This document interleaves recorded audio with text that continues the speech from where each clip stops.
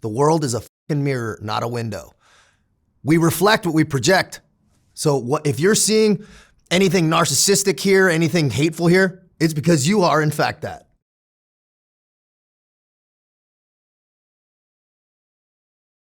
All right, Taylor. Taylor, where'd you grow up? Where are you from? San Diego, California. What was your mom and dad like? Well, my kind of a child born in Boston area, and my mother and father, met at a gym.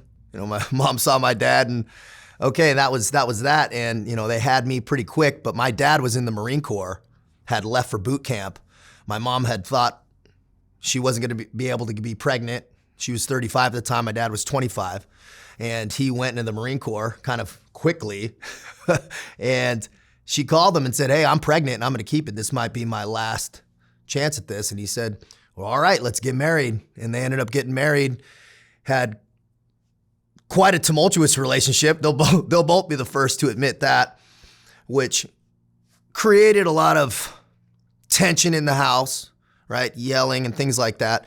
And my dad, he had his problems with drugs and alcohol, especially getting out of the Marine Corps, that he'd be the first one to admit, right? But that's what brought us to Southern California, actually Orange, Tustin. There used to be an old Chinook base there, which we lived on at first. And then we ended up just staying in Southern California, where my mother's mother, my grandmother, was kind of based out of Chula Vista. And from kindergarten all the way up through high school, that's where I grew up. How would you describe your childhood? I feel very blessed, even with, the fights and stuff like that. I always felt loved. I never felt unloved. My parents were very supportive of sports. I have a younger sister also. That growing up, going to the beach, my mom's very adventurous. She was a very hard worker. And, we had the, problems with money, and my father kind of, having his bouts with anger and things that he dealt with, which, I understood more and more as I got older, and I was repeating a lot of the same things. That's the truth. But they finally, after about 16 years and a few separations, were like, okay, call it quits. We moved up to an area called Poway in North County, San Diego. And that was a great move, a little more affluent area from where we had been. But growing up, all sports, all year round, going to the beach, watching Mighty Ducks and fucking getting pumped up and playing roller hockey in the street was how I grew up. And I really, looking back, it set the tone for kind of my adventurous spirit, my willingness to try new things, and just being athletic and being raised around my mother, going to the gym. She was an aerobics instructor. My father was a professional bodybuilder, a very, very avid bodybuilder for most of his life.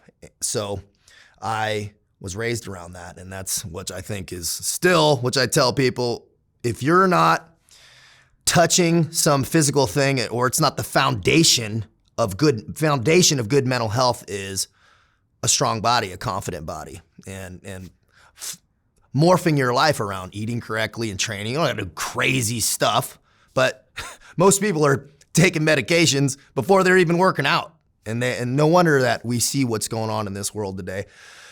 But to answer your question directly, I feel very good about how I grew up and very fortunate. And what'd you do with your life after your school? How far did you go in school? Yeah, so I actually have a college degree, but it was not smooth. It was not smooth.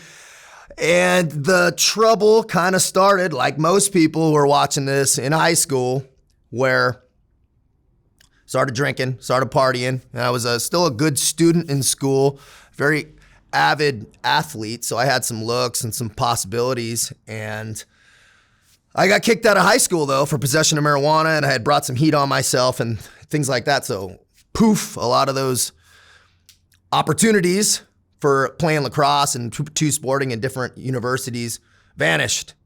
And I was I lacked self-awareness on such a massive scale. Like, some people are old souls. I'm a very young soul. I had a lot of fucking learning to do, and a lot of hard lessons to learn, kind of the hard way. But I will say, at a very young age, I knew I wanted to be a Navy SEAL. 7 years old. I can tell you exactly when it was. It was October 1992. And we were standing on a hill with my father in Point Loma, looking down into San Diego Bay, and I saw these glow lights. And I asked him what they were, and he said, those are Navy SEALs training in the bay. And I was like, my hair blew back. I was like, what? Like, I still get the chills thinking about it. It was such a profound moment. I was like, whoa. So I was in the library looking up, any story I could find about Green Berets, Vietnam SEALs, watching documentaries, Men with Green Faces, all that stuff was like resonated to me, not in a Rambo romantic sense. I wanted to be like wet in the, like, I just saw it as a very real thing, but who was the guy behind that gun? Like, who was that guy doing that job? I knew that from a very young age that it was what I wanted to do. But as we fast forward, which I was just talking about, all that got shelved for later, for the shit in my face, the girls, the drinking, all that stuff in high school. I mean, in high school, we were going down to Mexico to shoot steroids and back by practicing it was, looking back, I thought it was normal, but it was absolutely not normal. But that set the tone for me, and it kind of moved the meter of what was just normal living. I mean, a lot of my friends from high school are dead or in prison, and a lot of them. And so I know it wasn't normal. So that Navy SEAL dream, that goal, was shelved when it kind of got put on the back, and I knew I was going to college also, because that was just an extension of normal school. So I go, well, everyone went to college. My mother's father was a captain in the United States Navy. He was a Naval Academy graduate. So college was just what you did. So that's what I was like, okay. So I ended up going to a small Division III. It was pretty much anybody that would take me, and fucking failed out immediately. I mean, I had a huge car accident the summer before, come back from the river, where I ejected out of a lifted Tundra going on the freeway, and was like 30 meters from the car in the fucking road, and I mean, boom, flew out the passenger. I think I didn't have a seatbelt on. Two guys in the car got super fucked up with skin grafts and everything, and I ejected out just to wake up on the side of the road. And I remember picking my head up going, oh man, I had a sourdough jack in my hand, and I just, whatever reason, I remember that, and that was gone. And I remember seeing my fucking shoes in the road, and I just remember being like, I got straight blown out of my shoes. And then the pain hit, where I realized, man, I had some broken ribs, I dislocated my hip, and I'll get, the paramedics and everything. I remember the paramedic coming over me, and he goes, holy shit, man, are you okay? Like blown away that I was still alive. And I said, dude, I broke my leg. That's what I said to him. I said, dude, I need some shit. And they pumped me with morphine and put me back, and they popped that. The doctor I remember the doctor standing on top of the look on his eyes with he's holding on top of we're at the metal bar or something, and they wrapped me in this sheet, and then he just dropped all his weight on me and popped it back in, and I blacked out. And I walked out of the hospital 2 days later, pretty much fine, pretty much fine. The doctor was like, I have no idea how you're like not dead, but I walked out with a cane, but I was fine. But that wasn't setting me up going into freshman year of playing football. So I was supposed to stand on the sideline and red shirt, whatever year. And I fucking didn't even go to practice, because I was like, what's the point? Was just going to parties, doing whatever, not even showing up to the games, just absolutely just kind of just checked out of that. Of course, the cops and stuff come to my dorm room. I get kicked off the team for marijuana and all that shit. And during this time also, I walked through a plate glass door, cut off my whole face. My whole face fell off. I had to get taken to the emergency surgery to 75 stitches on my face to pretty much put my face back on. The guy did a decent job, but he's looking at me, goes, oh, shame, good looking kid too. I'm like, man, I'm fucking fine. I'm like, okay, man. But it didn't ruin my GQ modeling career. That wasn't in the cards for me. So I'm okay with it. But it was tumultuous. That was kind of what I'm getting at, is I was just stacking up bad things. My poor mom, right? My poor mom, just mortified. And so I burn out of school. Next thing I know, I'm back at my mom's house, going to junior college or trying to work construction in the day, doing masonry, apprentice, just lugging bricks all day, trying to go to school at night, not doing either, and realizing that I'm a fucking loser. I realized after, man, I'm like here, then I'm like a fucking loser. So I decided to start stacking on selling drugs. I was selling ecstasy. I was doing a lot of shit. And, you know, there was just like a storm kind of in my heart. And kind of going back to when I was a kid, it was something I wasn't even going to really touch on here, but I'll just touch. I was exposed to some sexual things as a kid that it's not something I haven't even talked about publicly, but it wasn't a family or anything like that. But I mean, there was some things that I kind of like remember with a babysitter and also like a neighbor, man. It was just things kind of like, I'm not sure if it skewed how I like responded or developed, right? It kind of moved that meter.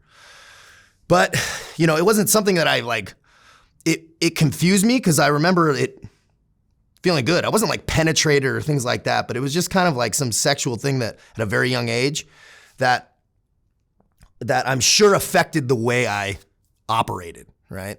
And so there was kind of this storm in me from just bred in, I think, and then also just how life developed. So now we're into this realm of me back in college and I'm, you know, doing all these bad things. And I had a moment, October 11th, 2004. So I woke up and it was raining. And I remember this homeless guy had said something to me like a year before. And he goes, "Hey man, you know what rain means?" I walked by him like downtown. I was, "What?" He goes, "It means change." That's all he said to me. That's all he said to me. And I was like, "Yeah, okay, bro, like whatever." For whatever reason, I woke up that morning and that guy's voice was fucking like booming. Rain means change. And it was like raining in Southern California. It doesn't happen a lot, you know, but it was raining and I sat up in this like decently nice apartment. I had like a decently nice truck, but like everything was hollow. It was just, everything felt hollow. I had been trying to play football at another junior college. And now I was failing out there also, you know, eating muscle relaxers and just life was fucking, just felt like something was about to come crashing down. And I remember picking up my like pre-calculus, which I hadn't done any, I had a test that day and I looked at it and I went, I have fucking done nothing. I'm gonna fail this too. I'm failing my third college. I called my dad. My dad's been through a lot of shit with, you know, the drugs and the alcohol and all that stuff. I knew I could just talk to him real, and he's very level-headed in that capacity and very willing to help. So I called him and I said, "Man, I need to get the fuck out of here." So he said, "All right, I'll be there in a minute." And he brought one of his homies, because he was in AA at the time. He's been on the wagon, off the wagon type thing. And he was in the good at this moment. So he comes with his buddy. They come and I gave him all the drugs I had, all the cash I had. I said, "I need to get the fuck out of here." I got put in a lockdown facility. It was like a psych ward, for lack of a better thing, but it just worked in the insurance, what we had. And I wasn't coming off drugs. I wasn't like on drugs, but my life was unmanageable as fuck, right? I had warrants for my arrest, or I had suspended licenses, just, you know, things would come in the mail, I'd just fucking throw them in the trash. Like that's where I was at. So I was in there with fucking crazy ass people. I had an old Marine that was like 40 getting off heroin, and it was some rough nights, right? He's getting off that gorilla. And also people that were psychotic, right? People that were like old patients who had dementia. Like I was locked in there.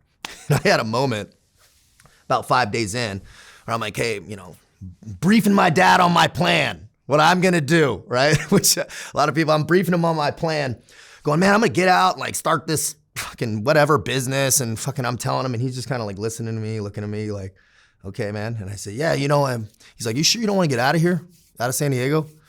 I was like, "No, I know what I'm doing, man. I know what I'm doing." He goes, "Taylor, you don't have any fucking shoelaces." And I remember looking down and all, the shoelaces are taken out of your fucking shoes so you don't kill yourself or some shit in those places. And I went, who the fuck am I about telling anybody what I'm gonna do? I don't know what the fuck I'm doing. I don't have shoelaces. So I said, all right, I'll get out of here. And we got a plane and I took a one-way trip back to Boston. So I'm 19. I took a one-way trip to Boston and I moved into my aunt and uncle's basement of their house in Gloucester, Massachusetts. Shout out Gloucester. It was rough at first because I'm kind of going in. I start working landscaping and I had that feeling of isolation. And I'm like, man, I was BMOC and then I kind of felt like I was coming out of this chaos and I realized, man, I'm living in a basement. Fucking no college credits, like maybe 2 or 3 classes that I had like barely passed. And I'm like, wow, okay. So I started to come out of the fog. Got a plan. I was like, all right, I'm gonna go to junior college. I'm gonna fucking finish this fucking thing. I'm gonna finish college. I just knew I wanted to do it. And I knew I wanted to go in the military still, but I knew I wanted to finish college. So I got into the local junior college, started kind of talking to the counselors like, hey, here's where I'm at. And man, I locked it the fuck on for about a year and a half. I was training Muay Thai in Dorchester. I was working landscaping and at a fish market and going to school over full time. And I got straight A's for fucking a year and a half. Straight A's for a year and a half with some elevated courses because I had this idea that I might want to be a doctor. So I was doing like some pre-med things and I might want to be a plastic surgeon. And I realized later that takes fucking aptitude. Shit's hard. We'll talk about that in a minute. But it set me up well. It set me up decent with my grades that I had the opportunity to transfer back to California where I had in-state tuition and with my mom still living there. So I applied to University of California, Berkeley, University of California, Los Angeles, and University of California, Santa Cruz. And LA and Berkeley told me to fucking kick rocks. And I got into Santa Cruz. And that's where I transferred to, got back there. And really fortunate to have that campus. If you've ever seen that campus, it's absolutely incredible out in the redwoods. And the minute I got there, I fucking was like, okay, I'm gonna lock it on. I'm not gonna, I had been isolated and just really focused doing my shit. And mind you, there's a couple issues. I had gotten arrested one time in New Hampshire for kind of like being too drunk at a party. Like I still had kind of my friction points. It wasn't all perfect, but pretty damn good.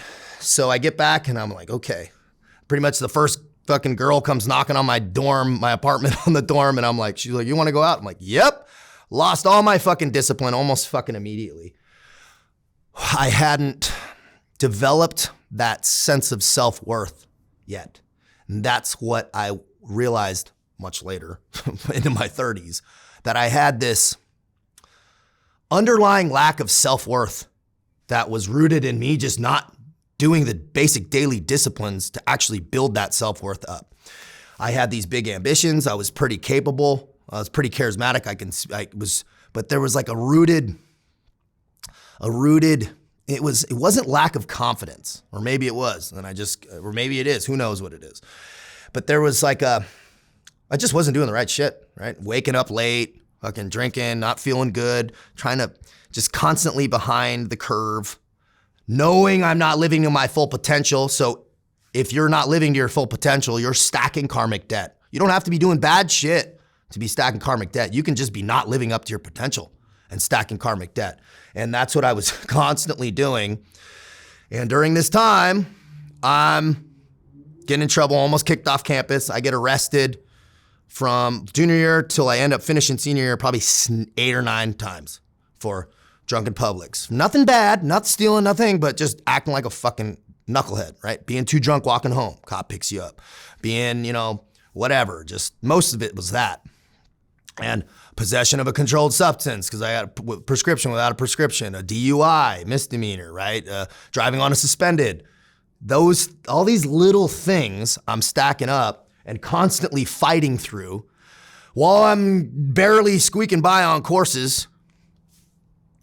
I didn't realize the mountain of fucking administrative paperwork and hurdles I had just been stacking on myself to get in the military. I was just so unaware of that, right? I had gotten a DUI, so now I'm riding a bike, right? I had gotten hurt in a fucking jiu-jitsu match while I was up there, so now I'm taking Percocets like Tic Tacs, right? And it wasn't like, but all these small things stacking up, that was just clouding my vision and just making me live so in the now.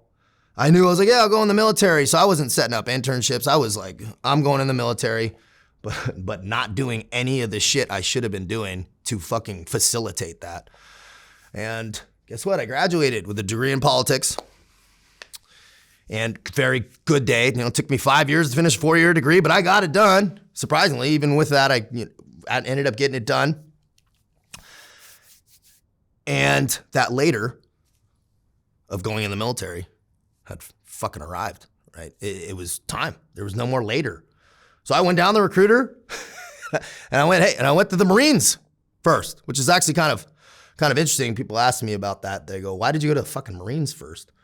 Well, because I was fucking terrified of failing SEAL training and ending up on a boat. I didn't want that at all. I wanted a gun. I wanted to deploy. That's the only reason I wanted to do this shit. So I was like, the Marines will be the best bet. I walk in there, take the ASVAB, whatever. They kind of start looking at me and they go, bro, looking into my back, they go, dude, you're on fucking probation. You have pending court cases. And I did. I went, oh, okay. Like I was that fucking oblivious of what, and that's when reality started squeezing in. I was like, okay. I had been, bouncing in a bar and waiting tables and doing all this stuff and just kind of living with that. We'd go to the bar and drink after, just not really taking shit seriously. So I go, okay, well, all right. Well, I guess I got to kind of get out of Santa Cruz. I'll go back to San Diego and start like organizing this shit. So I moved down back to San Diego, back to my mom's house. I'm 23 now, college degree. And I go to a Marine recruiter down there.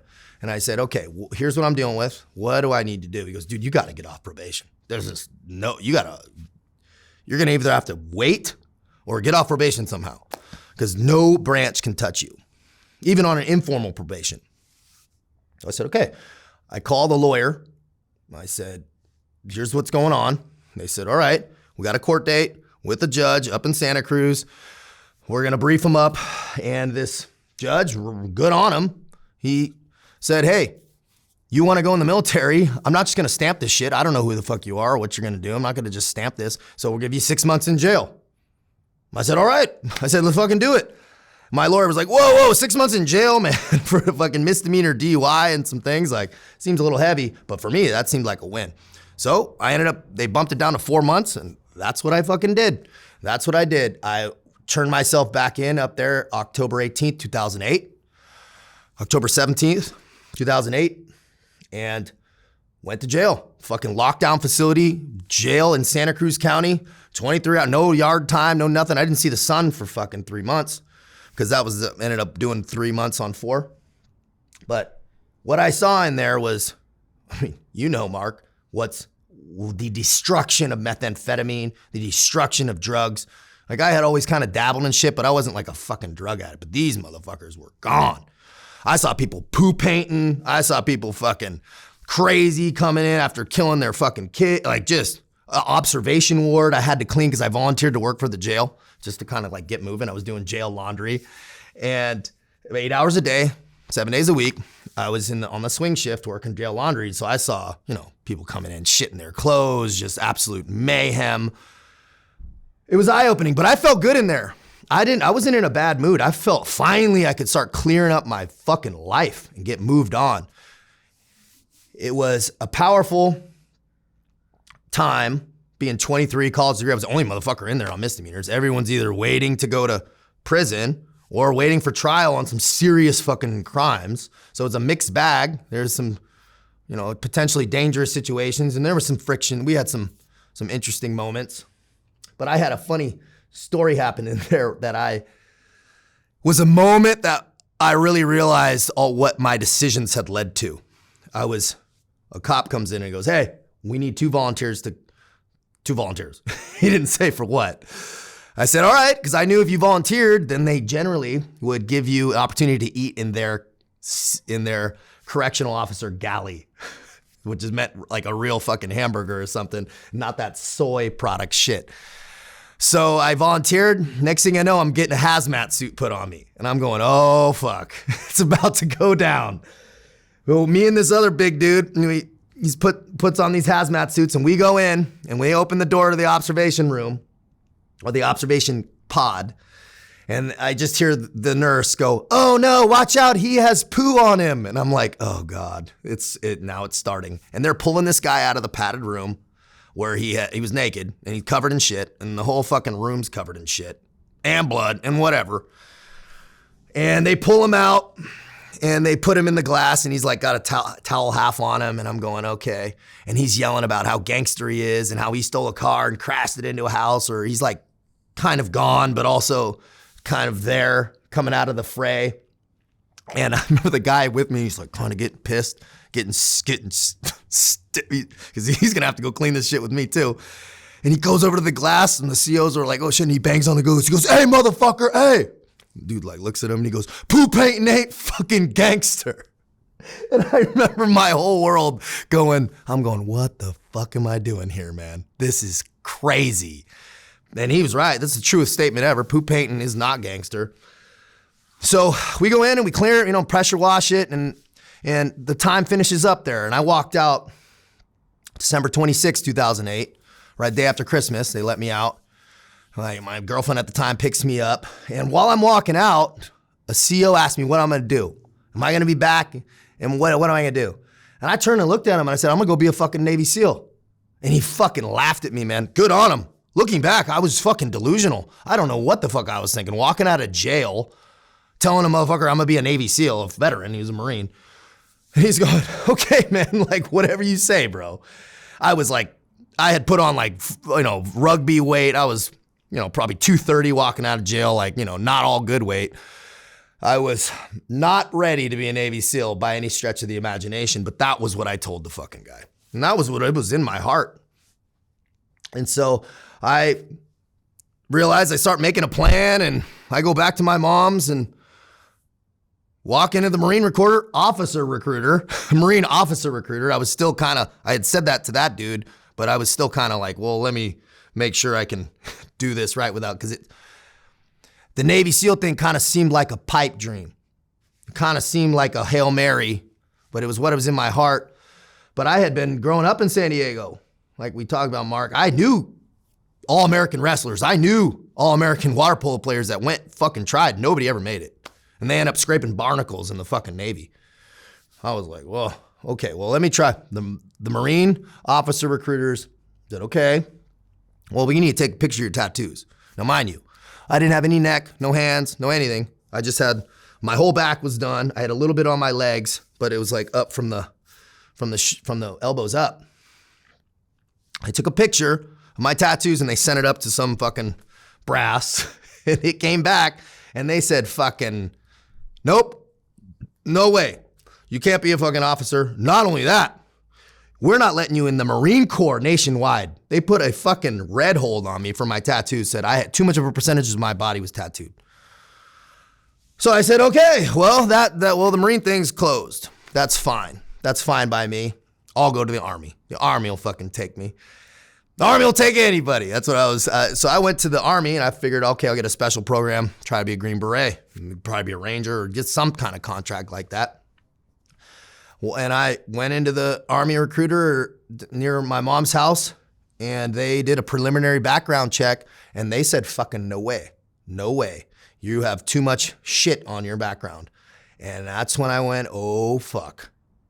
Holy shit. Now this is getting serious, right? I thought I was cleared up, but I was like, man, the decisions you make matter. I went back to my mom's house, rode my fucking bike, because I had no car, rode my bike back to my mom's house, laid on the couch, and that reality of me being a 23-year-old with no prospects, living on my mom's house, riding a fucking bike in my old hometown was sinking onto me. I have like delusional confidence, which is beneficial in some capacities, But when that reality starts to hit, I couldn't even be optimistic about it. I was going, oh shit, this is real. That lasted for about 3 days, me licking my wounds. But during this time, I started to research about the French Foreign Legion. I had already known about it just from being in that world of interest for a while. But that's when I started going, okay, they take guys with checkered backgrounds. If I need to go, I can look red, grab red type thing. Okay, that's a possibility. But I wanted to really make sure because, man, I had fucking student loans. My parents didn't pay for college. My mom didn't, single mom. I fucking had student loans, man, a lot of them. So I was like, fuck. I can't just like pop chalks and leave. I got to finish this shit up and figure this out. And I had that call it higher consciousness or that moment of clarity. I call it fucking God. Told me to get the fuck up, write down my charges on a piece of paper. It was seriously clear as day. Write down your dispositions of your cases, most of them, not all of them, what it was and where you're at with it. And I wrote them down on a piece of paper. And when I wrote them down, they didn't look that fucking bad. Everything was cleared. All the fines were paid. I wasn't on probation. And I wrote like the big ones, right? Strategic honesty. I'm not saying lie, but I'm saying strategic honesty. Everything with major paperwork. And I fucking typed it up. I made it look nice. And I went down to the Navy recruiter. And I just fucking was like waving the white flag at this point. I walked into him and I handed him a piece of paper and I almost didn't talk. I said, can you work with this? And he fucking looked at it, which seemed like a million years. And he looked at it and he handed it back to me and he said, we can work with this. And I went, it was like a fucking dark cloud had lifted off, even for just a moment. And he said, but you are really limited on the jobs you can do. You can fucking like wrangle shit or be a Navy SEAL. Dead serious. He said, there's no fucking in between for you. That's like what you can do. He goes like, because of, at the time, they just needed quality candidates to be SEALs and it was just so hard to get guys in there. They wanted fucking some strong dudes in there with possible, and he's like, but you need to pass all these waivers and screening tests and all this stuff. It's not gonna be easy. Not to mention you still have to get into fucking MEPS, Military Entrance Processing Station, and none of it's guaranteed. I said, that's fine. Just give me an opportunity. Let's start down this road. So I started went down the MEPS thing and I went to MEPS and that was fucking scary because I had a lot of strategic answering to do. So we were going through the process and my MEPS was long and a lot of interviews and I had special investigators in coming to my work and fucking interviewing me and all this shit. Mind you, I'm stacking boxes at Home Depot at night, training during the day, or trying to get into MEPS. Now I have the ability to start taking the SEAL screener, the SEAL physical screening test, which is a swim. It's a 500-meter swim, combat side stroke. It's 2 minutes of push-ups, 2 minutes of sit-ups, maximum pull-ups, and then a 1.5 mile run. That was what the test was. I went my first day and I jumped in the water on my swim and I pushed off the wall and I remember the water rushing over me and I just had this moment of holy fuck, I'm really like, now I'm trying to do this thing. This is happening. And I fucking failed that day so hard, man. And I failed that day. I was puking on the run. I failed the run and I might have even failed the sit-ups, passed the swim barely.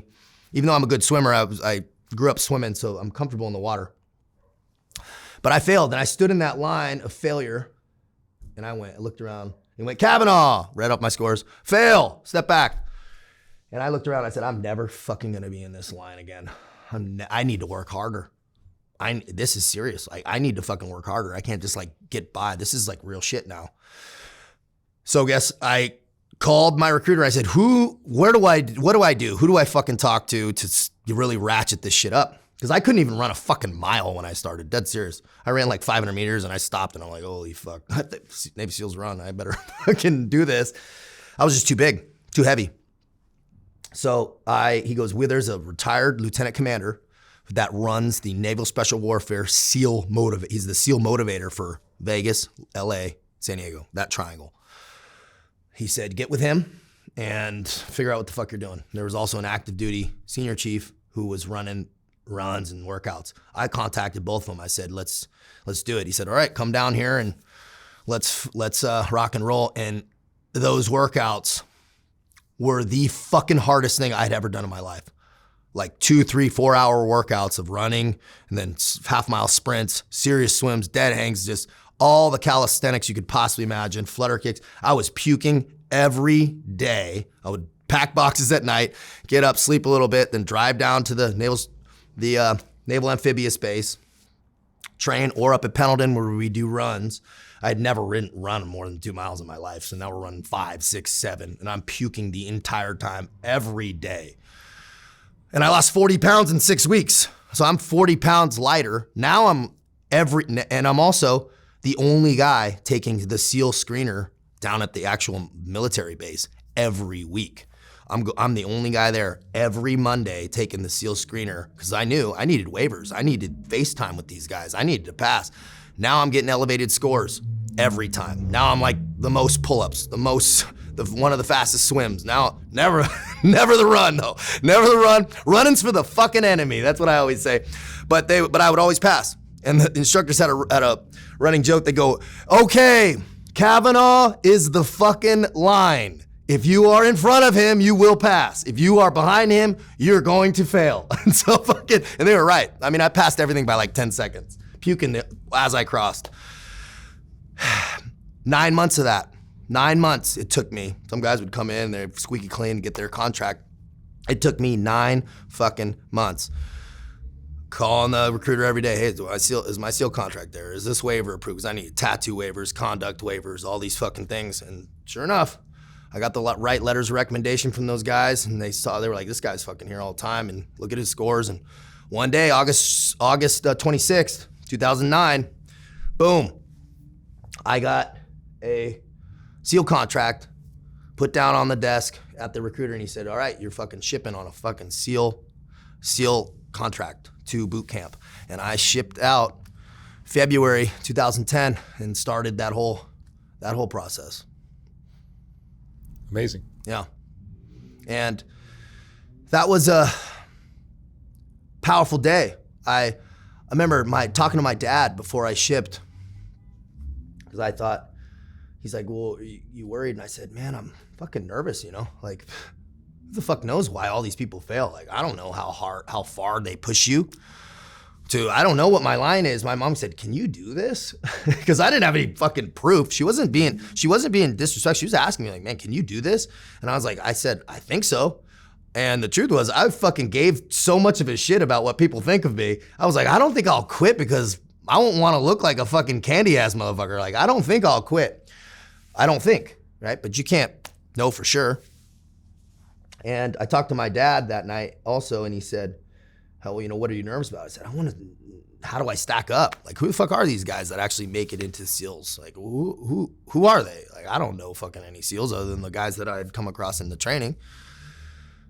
So then I shipped, and that was a group of 100 guys. We started a boot camp. It's like all SEAL candidates, mind you. This was unique at the time. It was like all SEAL candidates in this boot camp division, and they beat the fuck out of us.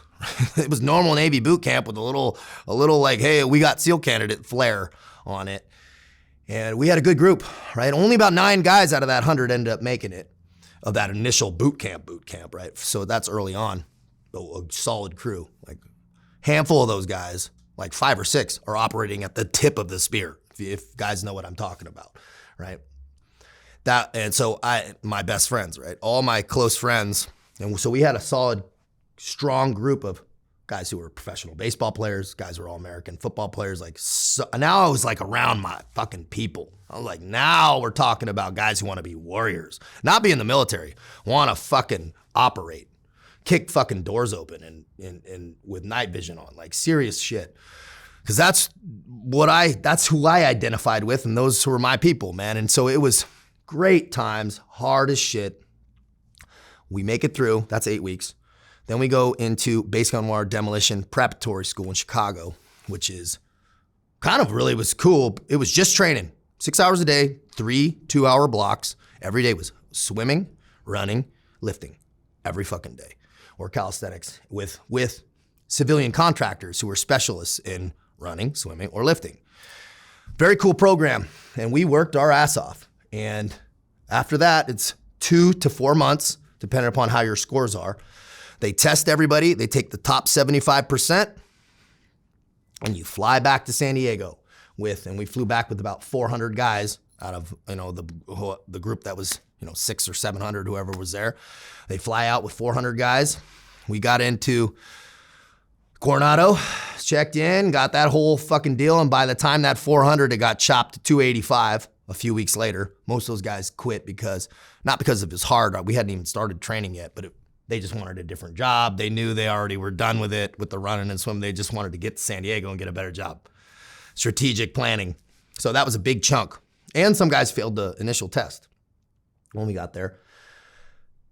So we classed up with 285 in indoctrination class 284. And 3 weeks later, after that indoctrination, we classed up Bud's first phase, right? That hardcore kicking the nuts with the green helmets with 185 guys.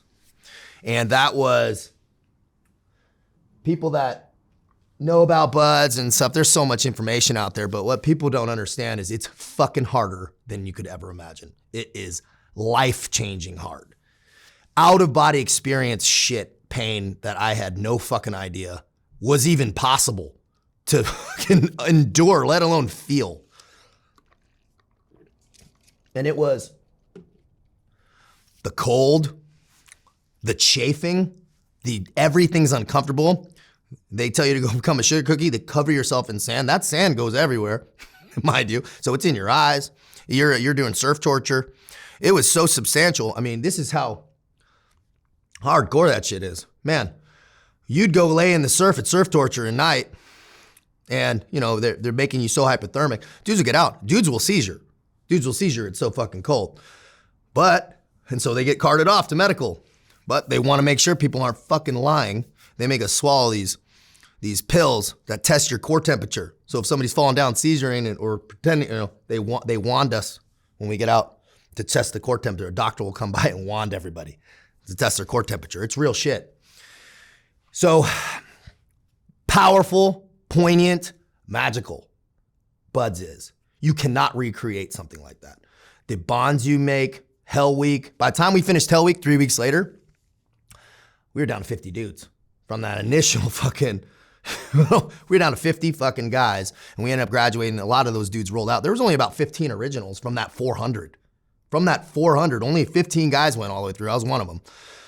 And some guys of that 50 who finished Hell Week get rolled for injuries and things, and so they end up graduating, right? So a lot of those guys end up graduating, but who went through the whole thing all the way through was about 15 fucking guys from start to finish without failing or getting hurt. A lot of that's luck, right? And I'm so happy, man. A lot of it was just luck and good preparation, good genetic bone density, because, guys will have stress fractures so significant that the bones come out of their fucking shins while they're running. Will compound fracture out of their fucking legs. It's like it's some different level carnage. But I knew exactly where I needed to be. I was fucking there. I had already went to jail. I had already been through so much shit. People say, oh, if you didn't think about quitting, you're lying. Bullshit. I never thought about quitting. I thought, I don't know if I could do this. I don't know if I can keep these paces on these runs. Man, I was getting blasted on the runs.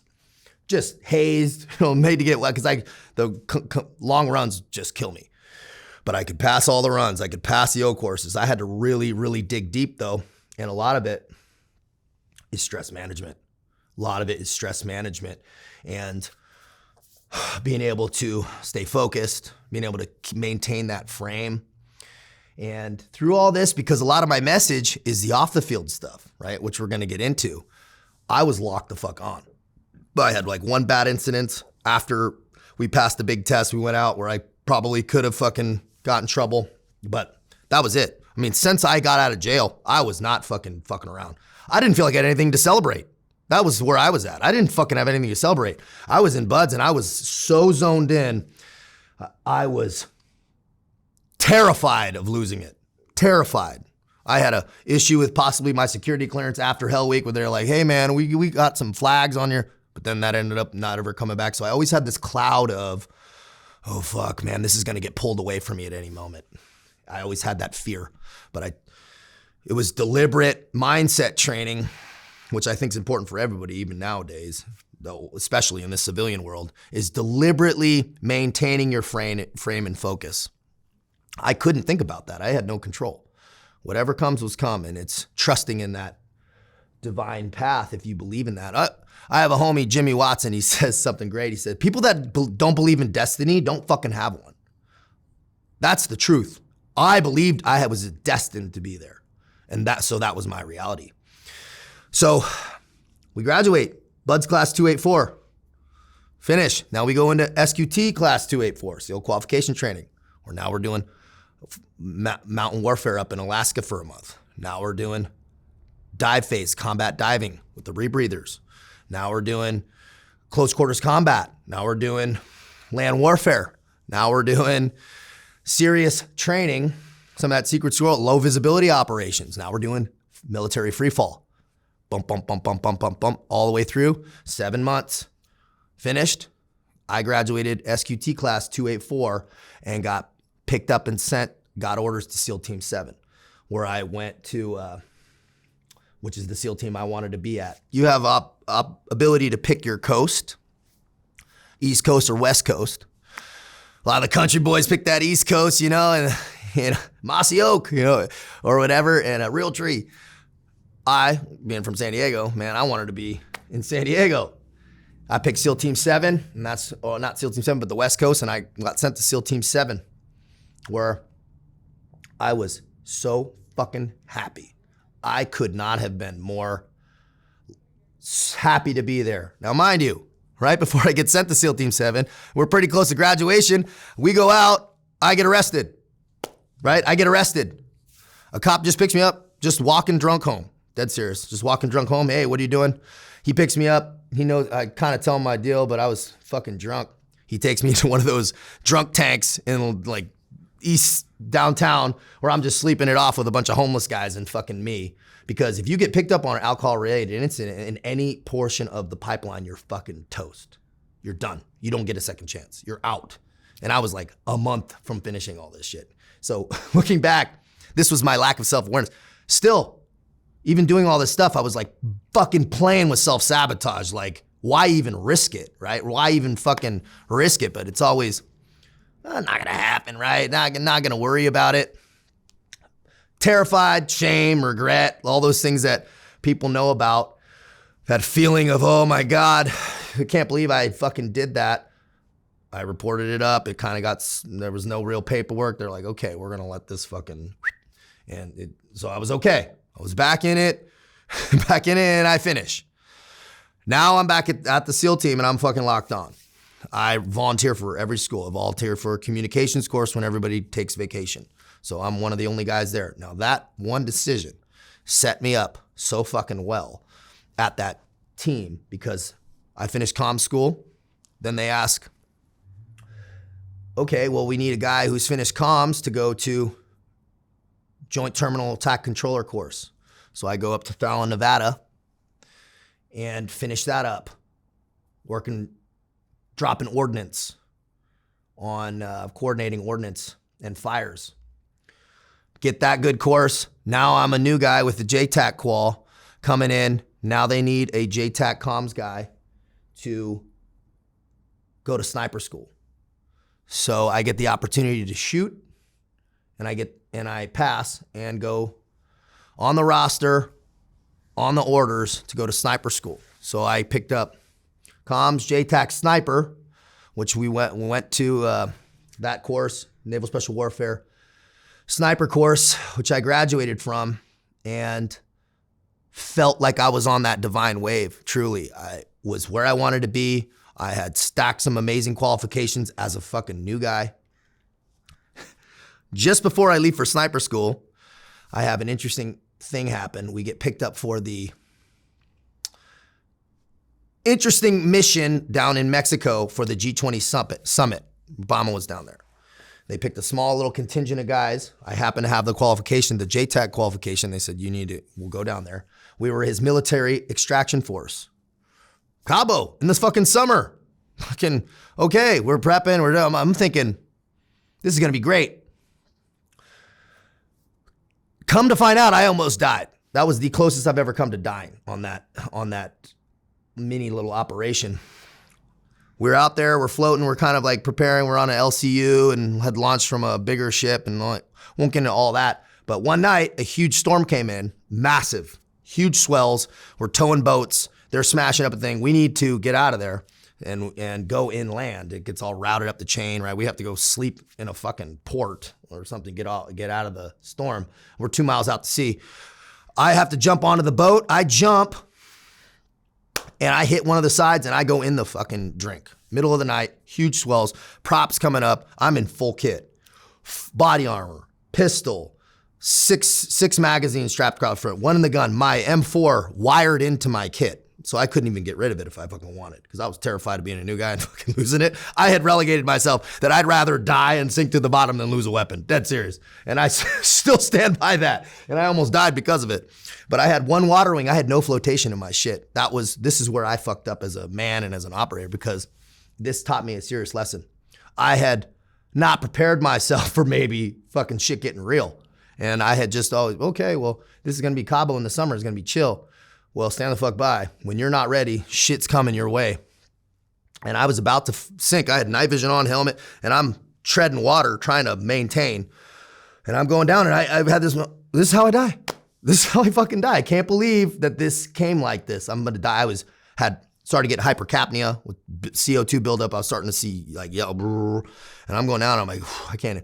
Then I've like the hand of God, or it was my OIC, like kind of reached down. They had like kind of got the boat enough over to me. And I reached up and I grabbed his fingertips like fucking cliffhanger. It was like that. And he pulls me out and he's like, want a lift? That's what he said to me. Sean Glass, I appreciate that, bro. And I get pulled in and I'm soaking wet and I'm toast. And I had this moment where I went, oh fuck, this is real now. This isn't playing games anymore. There's no bumpers on the fucking railings. There's no anything. This is me having to keep myself alive. This is fucking big boy rules. There's no more fucking around. And that was the moment. I'm glad it happened there and not in combat or some shit, because I had the moment where I said, okay, don't get ready, stay ready. Always get prepared. So that was that, and I end up going to sniper school and all this stuff. Through all this time, I'm feeling great. Just so happy to be there, so happy to be working. I was staying late at work, I was getting accolades, getting recognized for things.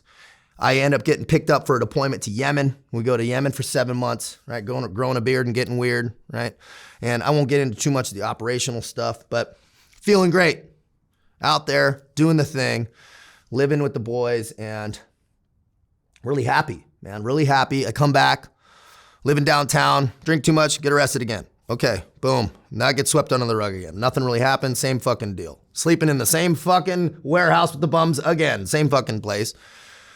Okay, now I'm locked back on, I'm going through, and now I'm kind of peaking. My career's kind of peaking. I'm getting early promotes. I'm getting one of the first one, I'm getting more and more responsibility. I'm getting movement. Now, this is what I always tell guys, man, I'm getting ahead of my fucking skis now. When you're peaking, you need to slow the fuck down. You take that stop, look, listen, because something's fucking coming. And that's exactly what happened. It's always least when you expect it. I'm at a training trip. I hit a guy in a bar. One time, that's all it took.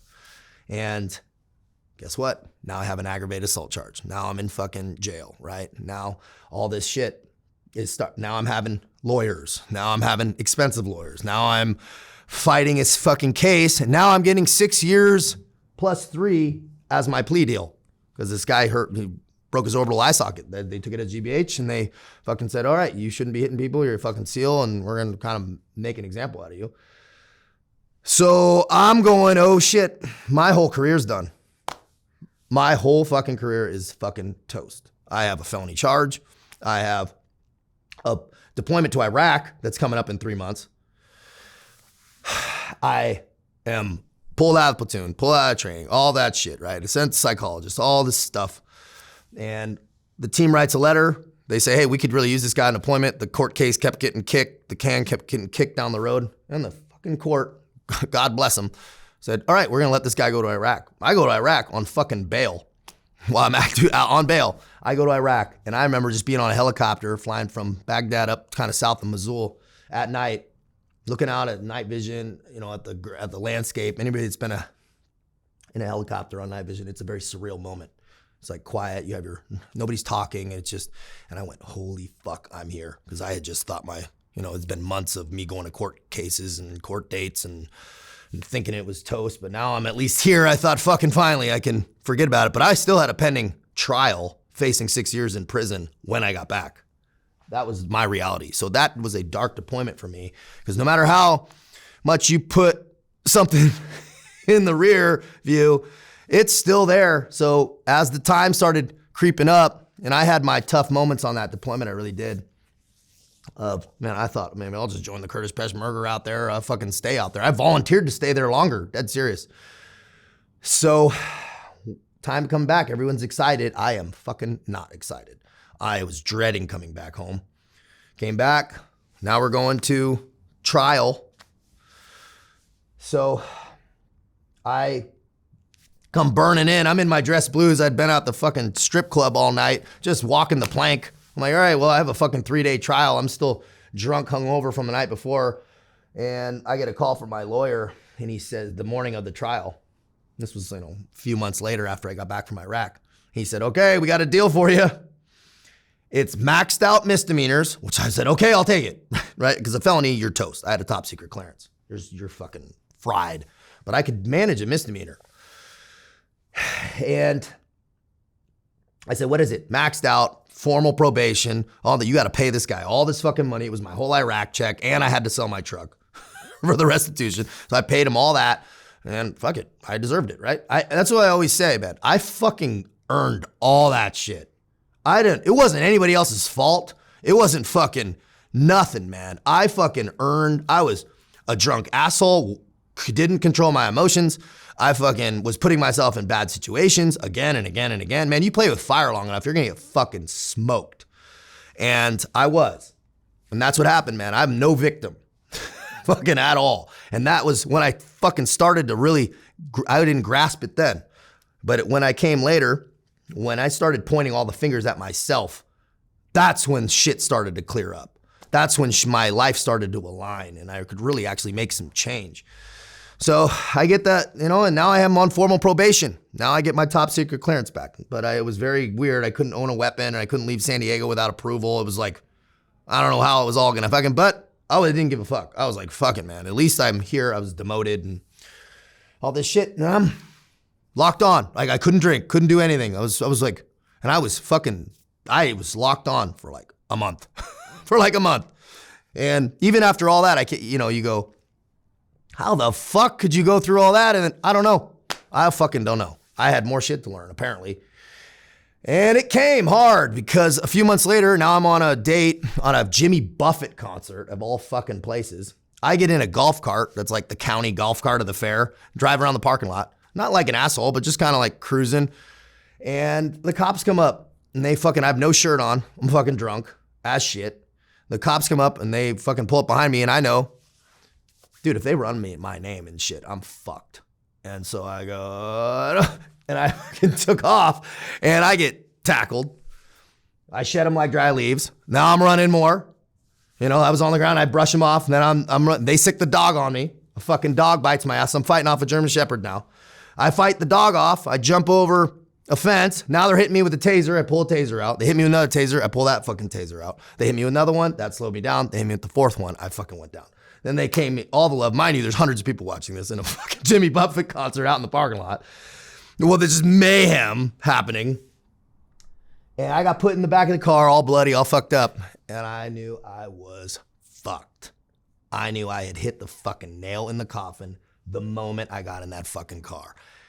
And I just remember being all dirty, looking at myself, and these are all, I'm just fucked up, man. And I just told them. Normally you'd try to like hide some shit, maybe, man. I said, call SEAL Team 7.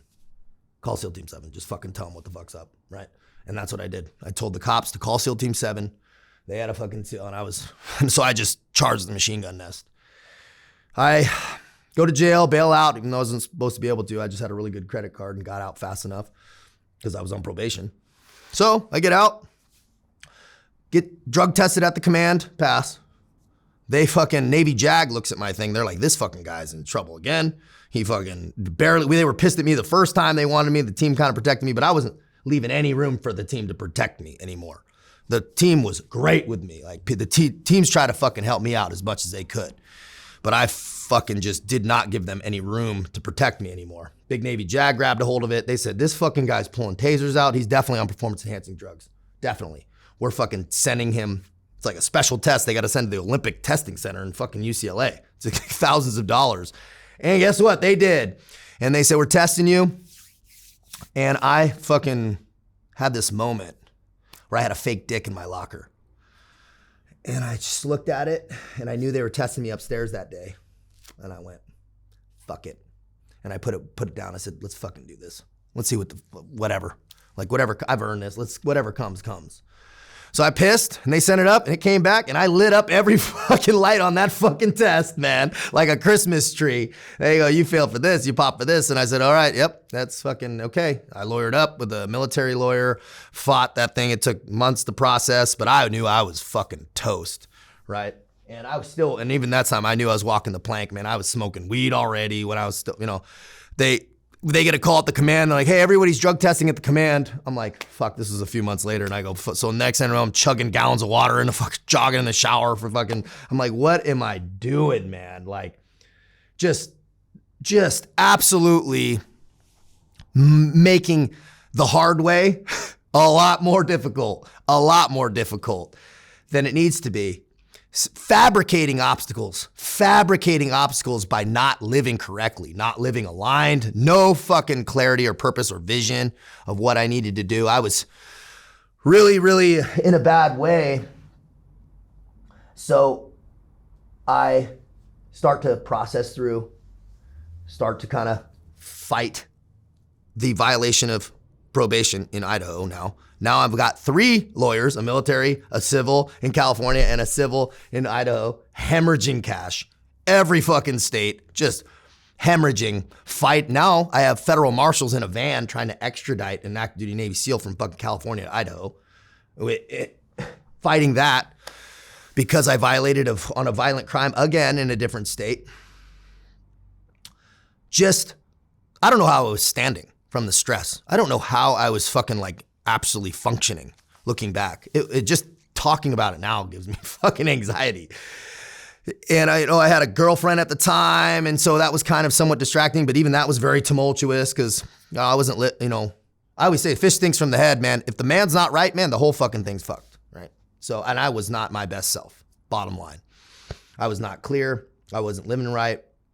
Still going to the gym and training. And so I could lie to myself and say I was kind of disciplined, but I lacked all fucking real discipline.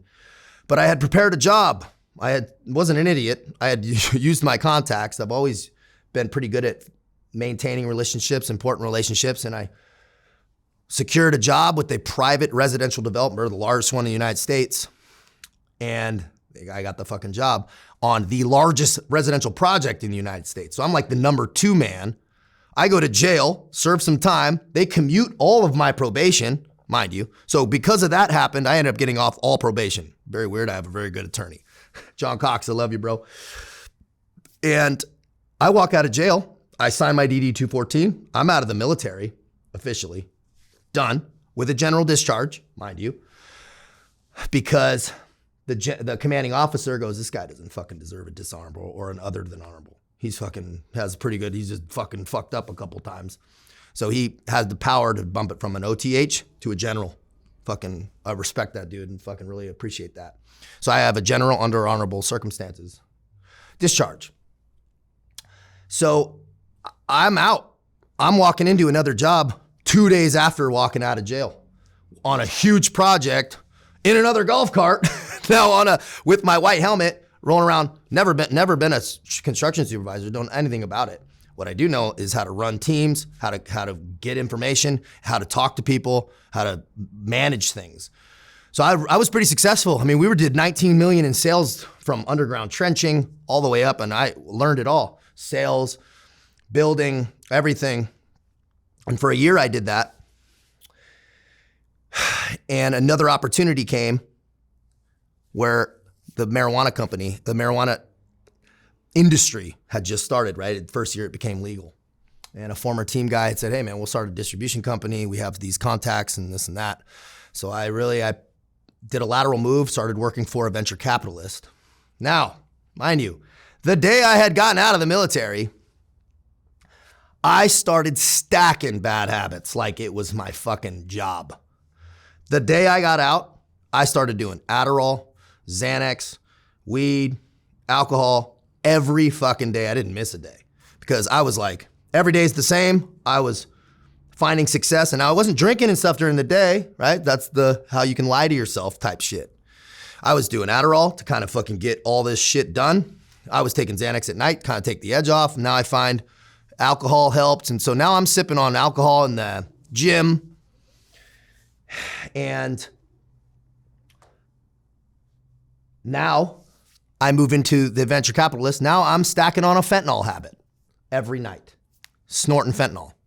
Dead serious. On top of all that, also pitching decks, also managing people. Now but I could still lie. I'm in a high rise now, crushing it, raising millions of dollars.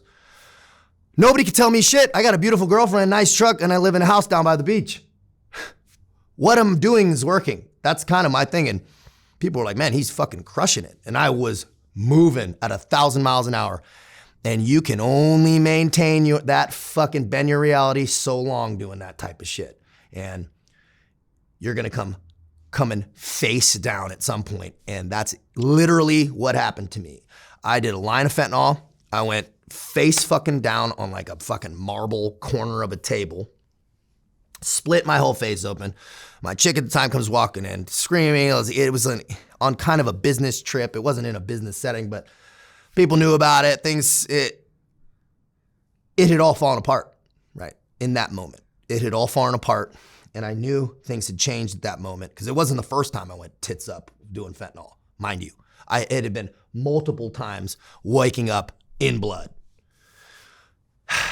And I would just wake up, shake it off, take an Adderall and fucking be like, it's fucking whatever. And get dead serious and just get sewn up, go to the fucking ER and get often, like not often, but like 4 or 5 times, like 4 or 5 times and just continue on my day. Like it was just like nothing. Done. It was done. I'm pretty much told, man, it's you were an asset, now you're a liability. That's what he fucking said to me. And that was something that sat with me and still does. Men, we're either assets or liabilities. There is no fucking neutral here. And I was a liability to myself, to the business, to every fucking person. I was an absolute liability. And so I left and I went to Hawaii, the big island of Hawaii. I ship all my shit out there. I'm like, I need to get the fuck out of here. Like, I'm kind of told, hey, we have some business opportunities. Like, just go out, chill out there. But it really was like marooned. All right, I'm sent out there with still getting paid. And then, a couple months later, shit gets cut off, right? And so now I'm out there. No purpose. That first getting off fucking opioids, that is a fucking serious thing. You know, Mark, how powerful this fentanyl shit going on is. You've talked to these people. You're down at Skid Row. You know how this shit that shit is fucking real. Cause it gets into your double helixes. It ingrains itself into your fucking soul. That shit does. It becomes not even like it just becomes a need to get even. And I was always like, man, I'm not addicted, man. That was a real addiction because I didn't think I was addicted. I had done it every day for a year without missing. I had never not had it. So I always thought, man, I could fucking, it wasn't like I was doing it during the day, right? Just at night a little bit and fucking, sure, I go face down and fucking, but every once in a while, but not a big deal, right? It's fucking crazy what we can actually justify. And I always say that justification, that's the fucking devil, man. That justification, that negotiation. If you're negotiating, guess what? You're making a wrong choice. I push that beautiful life, man. You're never gonna live a beautiful life if you're not making beautiful fucking choices. You do not have to negotiate a beautiful choice. We all know what it is. Do you have to negotiate waking up early, drinking a coffee, and going for a walk? Never. Never, right? It's when we start to go, oh, maybe, I can. You're already in the wrong. That's when you know, right? You don't have to negotiate beautiful choices, and you're never going to live a beautiful life unless you're making beautiful choices. You don't have to justify those choices. Yeah, you don't have to justify those beautiful choices. Yeah. 1000%. But I hadn't learned that yet, that clearly. So I'm there and I'm getting off it. And finally I come out, man, that week and two, I didn't sleep. I had to take myself to the fucking emergency room. It was like, I walked in, I said, man, I'm a fucking Navy SEAL, bro. I know what sleep deprivation is. I was maxed out. I was like starting to hallucinate. My joints were swelling. I was like, man, they shot me with some Benadryl, didn't touch me, right? It didn't even fight. I had to go back. Said, man, I have got to sleep. I'm at like 5-6 days, not a wink from getting off that shit. And finally, it gave me some non-narcotic whatever, and it worked, whatever that stuff is. And I finally got some sleep. And so coming out of the fog, still doing Adderall, still drinking every day, still smoking weed, but I shed that piece. That part went away. And I always say, man, if you need to get off that shit, you got to change your location. It is almost impossible to get healthy in the same place that made you sick. It's almost impossible. You got to change your location. Yeah, wherever you go, there you are for sure, but at least you don't have the fucking contacts, right? That's just simple as that. You don't have the fucking contacts. That was it for me, and it really helped. But now the money's running out. Now I don't have any fucking money. Now I'm staying in Airbnbs. Now I realize I had this moment. I dropped my friend off at the airport, and I had realized like the axe had come down. I had gotten the email, hey, it's fucking done. You're fucking okay. I looked at my bank account. I had fucking like $6. I looked at my fucking gas. I had no gas, almost no gas. I had no fucking money, nowhere to go. I went, oh shit. This is how it happens. This is how it happens. It just sneaks up on you, and then you're stuck. And I went, well, I needed to go and think. So I drove not too far, but far enough to where I knew I was on the east side of the big island of Hawaii. This wasn't Oahu, it was a big island, so it was rural. And I drive to the jungle, and I park in the fucking jungle, kind of where in Pahoa, kind of near where the volcano's erupting. And so I'm like in the lava fields, like just the energy and fucking just powerful area. If anybody's been down there, special. And I park in the jungle, and I turn the keys off on the truck, and I sat there for fucking 3 days. For 3 days, man, where I remember the engine going off, and I went, it's all over. Now this is reality. I was a fucking Navy SEAL. Now I'm sitting in my fucking, and then I was in the high rise, raising millions of dollars. Now I'm in, have nobody, no path, no purpose, no money, no anything. No fucking title, right? Because I need that. Maybe that's like I talked about as a child or something. I had this I don't know, maybe it's just lack of self-worth. So I had to reach huge to get some title or some whatever to put a Band-Aid on my identity, right? I knew I needed to be a Navy SEAL to have that fucking, and so that was my identity for a while. And then I lost it. And then next thing I know, I'm like this successful guy crushing this shit. Okay, now I can have that title. And then now I don't have a fucking title. Now I don't have anything to fucking point and lie about or deceive myself. And I had a sawed-off shotgun on my fucking passenger seat where I just thought about how I was going to take my life for 3 days. I said, then it wasn't sadness anymore. And that's when I knew it was dangerous. Because when I parked my car, I wasn't sad. I wasn't crying. I was like numb. That's when I knew it was dangerous. And I had a sawed-off shotgun on my lap, and I was just gonna smoke myself, man. I was just tired of trying. That was the truth. I was just fucking like, man, fuck this, dude. Just fucking, what's the point, man? This is just like, fuck it all. So I would go through these little walks in the jungle, and then I'm like, well, if I ice myself like it's gonna be all fucking messy. I don't want that. So I was like, maybe I jump off that fucking cliff, and then I realized I'm pretty hardy. Probably wasn't high enough, and I'll just get all fucking smashed against the rocks. Then I had this moment where I thought, I was like, there's a volcano kind of near us. I could jump into a fucking volcano. And made me laugh. It made me, I'm like, dude, fucking jump into a fucking volcano, bro. You can't even kill yourself normal. And I started laughing, and then I had this voice that I call God, man. Said, man, listen to your bitch ass self. If you could record your inner dialogue and play it back, you'd sound like a fucking pussy. Me, why me, my, I. Your inner dialogue is dog shit selfish. This was like as clear as I could, it was like a booming voice, man. You have a mom, you have a sister. What is their life gonna look like? You fucking do this, man. You're healthy. Man, grab your fucking nuts and fucking change it up. And that's the moment I went, fuck it, I'm going to the French Foreign Legion. Fuck this. This is some bitch ass made shit. If I'm going out, I'm gonna go out with my boots on. Maybe they'll fucking deploy me or whatever, but I ain't gonna fucking go out like this. So 8 days later, I was in fucking France, man. 8 days later, from that moment, I just developed a plan. I called my mom, and I finally turned my phone back on because I had isolated. Man, people say don't isolate, man. Sometimes isolation is necessary to kind of get your fucking mind right? Don't let it go dangerous. Don't let it go too far. But sometimes you got to get clear. You got to get quiet to hear. And you got to strip away the noise. And when I heard that, I called my mom. I said, look, here's the deal. I said, I'm at rock bottom. This is what I said to her. I said, but I'm all right. I have a plan, right? Here's me and my plan again and my fucking shit. Like, I'm gonna tell you, but it was systematic. And she knew. She said, okay, all right. I put my truck up, put my stuff up. I didn't really have much there. And I gave my truck to somebody, said, hold it. I'll be back in a few years maybe. And I took some fast cash loans because I didn't have any fucking money. So I took like two $500 fast cash loans, which ended up costing me probably like $5,000, right?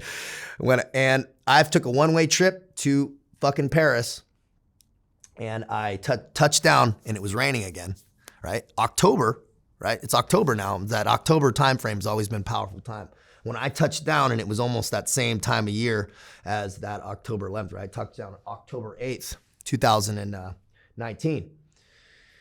And it was raining, and I went, what the fuck am I doing here? I just flown from Hawaii. Now it's pouring rain, freezing ass France. And I knew I needed to get the drugs out of my system. I still had Adderall and things and weed in my system. I know they're gonna fucking drug test me. So I get a hostel. I had no money. Get a hostel and bunk beds in a fucking thing. And I'm like, well, I have Xanax and Adderall still. I'm gonna take all these in one day and then fucking be done. Started drinking water, started running, kind of took a few days. I knew I could flush my system in about a few days. But during this time, man, I was having some come to Jesus moments, right? Where I was really finally, now I'm off everything. Now I'm just completely me. Still sipping on a bottle of vodka at night, but I was having those moments where I was thinking, okay, this is gonna go down, my life choices have led me here to where I'm in France. And people that don't know about the French Foreign Legion, it's a foreign fighter group that is internal of France, that's like about 200 years old, a little bit under, that was started by an old king to funnel foreigners who were in a previous war in his country, causing problems in the bars and fucking whatever, to get them back in the military, funnel them back to the battlefield, and fight for France with the carrot of French citizenship if they finished their term. Kind of like the old Roman legions, where if you served your term, you could get Roman citizenship. Similar structure. But all foreigners, there's a small French contingent, but getting in there's no application. You don't call ahead. You don't fucking do anything. There's one way to get in. There's two big pre-selection centers. There's some small satellite spots, but really everyone's gonna get funneled to the two. One in Paris, one in just outside of Marseille in Aubonne. You go knock on the fucking door. Dead serious. That's the only way to do it. You go knock on the door with a bag and your passport. The first thing they do is they tell you to shut the fuck up, take your passport, tell you to get up on the fucking pull-up bar. That's literally how it starts. And that's what I did, man. It was October 13th, 2019. It was raining again at night. I had decided that Sunday night was a good time to go in. It was the hunter's full moon. I like making my fucking story because I knew the only way, and this is maybe that self-worth thing, I was like, I have got to write a fucking interesting story, man. I've got to live an interesting story. I've never heard of a Navy SEAL being a French Foreign Legionnaire. If I'm going to do it, I'm going to do it poetic as fuck in the hunter's full moon, coming in at night on a Sunday night, just I came with my DD-214, so they were going to know I was a SEAL coming in. Now, I wasn't going to telegraph that but the powers that be were going to know. I sent my last text, arranging my administrative stuff, finances and things like that with my mom. And so they knew where I was going, but that was it. I told nobody else. I told not a fucking soul where I was going or what was happening. I cut my phone off, went, knocked on the door Sunday night. A Mexican dude, Legionnaire, opened up, green beret and a gun. Told me I said, Je suis ici pour la Légion, which is, I'm here for the Legion. I Googled right before I went in there. And he took my passport, told me to take my fucking hat off, which I had a hat on. And coming up to that gate is an interesting place because it's like an old castle. It's looks like a medieval castle, big iron wood gate, brick building, Fort Nogent on the outskirts of Paris on the east side. And I walked in and he told me to sit down for a little bit, and a guy, Ruscophone, a Russian speaker, with that Russian accent speaking French to me, took me back, and I went back to that back room and a back barracks where there was a pull-up bar in the middle of the hallway. And he said, okay, now we're going to do that, the formal pull-up test. And there's a bunch of guys who are already in down the hallway, kind of, people are sizing each other up, who's coming in. I went in and cranked out a bunch of pull-ups. He told me to get down. I said, okay. And he come in and they give you a preliminary IQ test. Piece of paper, real simple. And they check your bag, make sure you don't have any fucking crazy in there. But you're in a military barracks, right? You're in a fucking kind of a beat up building, and you're in France. Everyone's speaking French to you. French is mandatory. Nobody speaks. Everything you have to do is in French, right? And the French, they speak French. They don't fuck around with that. But, they're giving you some broken English just to get the actual orders across for the different people. But you walked in. There's 150 nationalities represented in the French Foreign Legion. So I'm walking in that room, Mongolians, Thai, Ukrainians, Russians, from Siberia. Not a lot, but Colombia, Brazil, Nepal. Well, those are a lot of the big ones. And me, one American. I think there was one Canadian, one Australian, and every other country you could possibly imagine, right? And we're sitting in there, and I had this moment that next day where the whistle goes off, and I'm looking at my fucking sheet. Because, you gotta fold and the military day's starting, where I had been doing whatever I wanted. And also in the SEAL teams, man, you're not doing shit like that for a lot of years. The boot camp, and that's it. You have a lot of autonomy. I learned very quickly that this was not about that. And I knew it was gonna suck. And I had called my mom before I went in. She goes, you don't have to do this. I said, I fucking do. I do, because I was like, I'm still in it. I still knew I needed to unlearn some shit. What I was doing was not working. I was on this revolving self-sabotage since I was in fucking high school that I could not get off of it. I couldn't figure out how to get off this revolving self-sabotage of thinking I'm living right and then destroying my whole fucking life.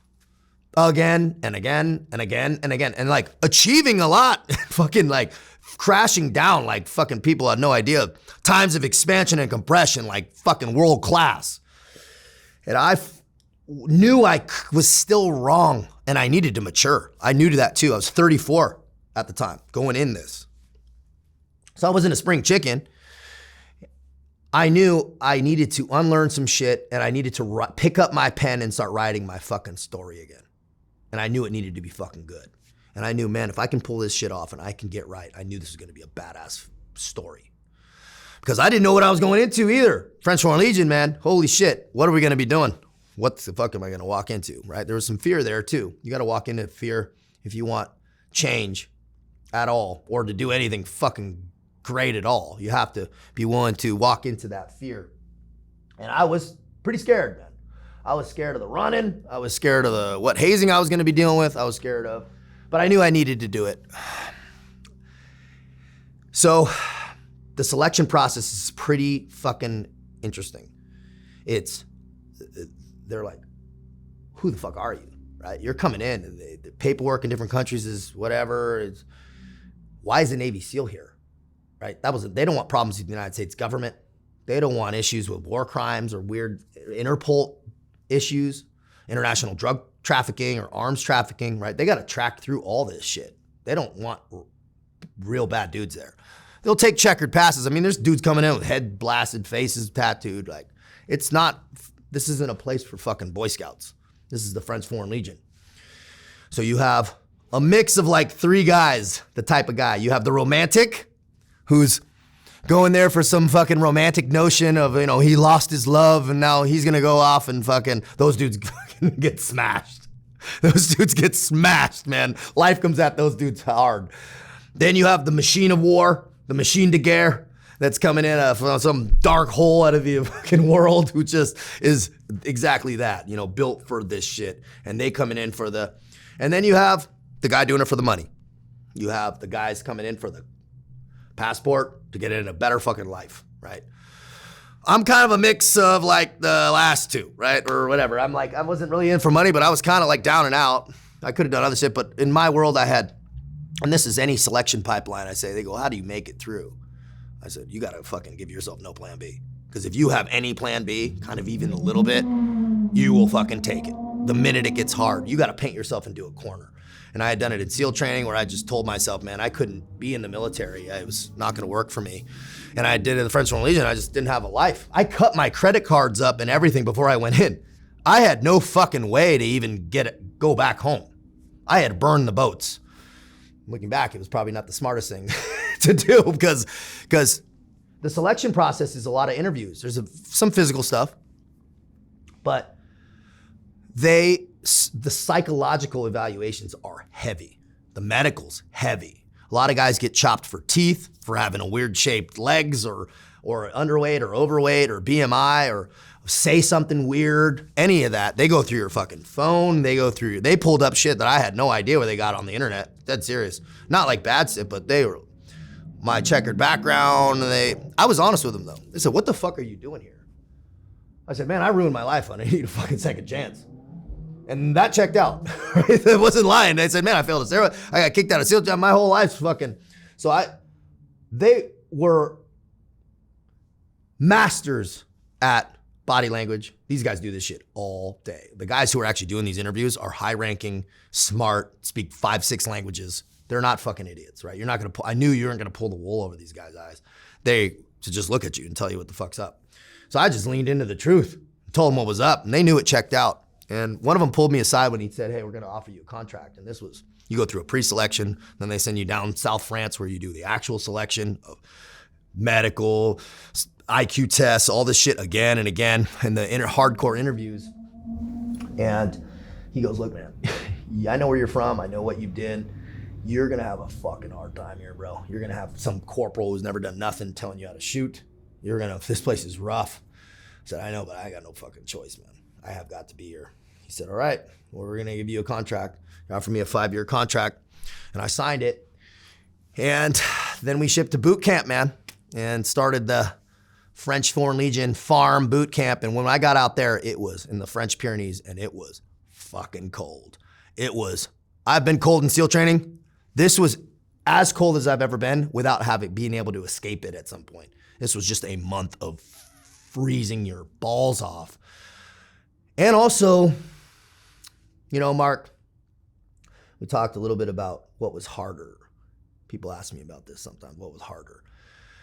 The psychological warfare and state I was in there, and most guys, when you're in the French Foreign Legion, is uniquely miserable because you're in a foreign country, in a foreign military. the French Foreign Legion's brutal just as an institution by its nature, right? You're bringing all these hardcore guys, so they have got to put the thumb on them.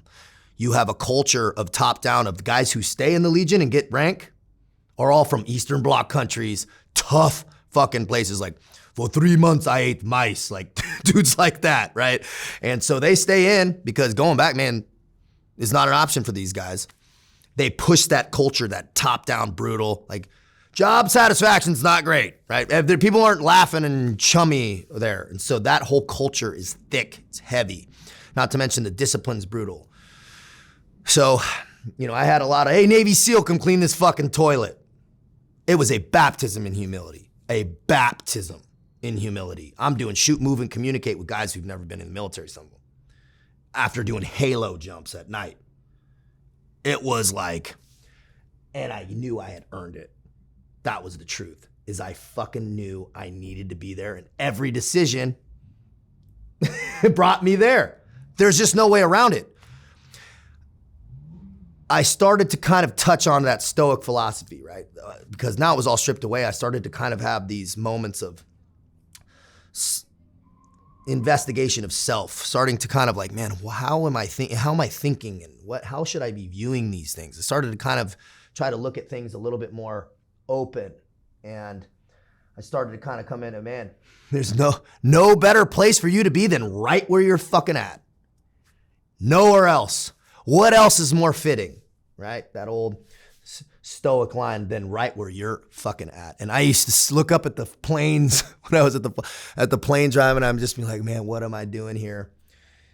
So we go through the boot camp, go through all that, and I was at a low point, just fighting through. My body was beat up. You're eating like shit. You're on serious food deprivation there. So I'm losing a lot of weight. We're running a ton. Isolated, feelings of emotional loss, a lot of regret, shame, fighting through all that, but feeling at least positive about me doing something good for the first time in a long time. Something that my mom could be proud of, or I could be proud of. It had been a long time since I had been there. So that part felt good, even through all those real negative emotions of loss and just my whole life being gone and not knowing what was ahead of me. Get through boot camp, I request to go to the Mountain Infantry Regiment. It's kind of like, it's part of the 27th Mountain Infantry Brigade, because I knew they had a commando unit there. That was a mountain commando group that was a little bit more deployed. And so I show up at now I'm a Foreign Legionnaire, right? I fucking am a French Foreign Legionnaire. I make it through all that shit, make it through selection. And I show up and we get hazed the first night. Dudes are drunk at a fucking party when we show up, just by luck, bad luck, really. Me and a handful of dudes showed up. A South Korean, a Mongolian, a Georgian, me, and 2 Ukrainians, a Belarusian and a Ukrainian. That was the group of guys that I was sent to this mountain regiment with. Snowing when we showed up, isolated as fuck in South France, way out there, 2 hours from the closest city. And I show up and everything's in French now, right? Nobody's communicating in any English anymore. And we're in shitty French. We're on this like catch-all. We gotta, everybody from different. So communicating yourself appropriately is hard, right? Those connections are hard. That's another thing, is language is powerful, as you well know, right?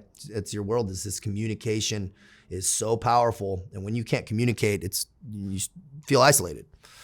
He said something, one of the guys who was taking us up to the regiment, and I didn't know what he said, thank God, but I found out. What he had said was, hey, pas la chance ce soir, which means, hey, no luck for you tonight. En fait, there's a party.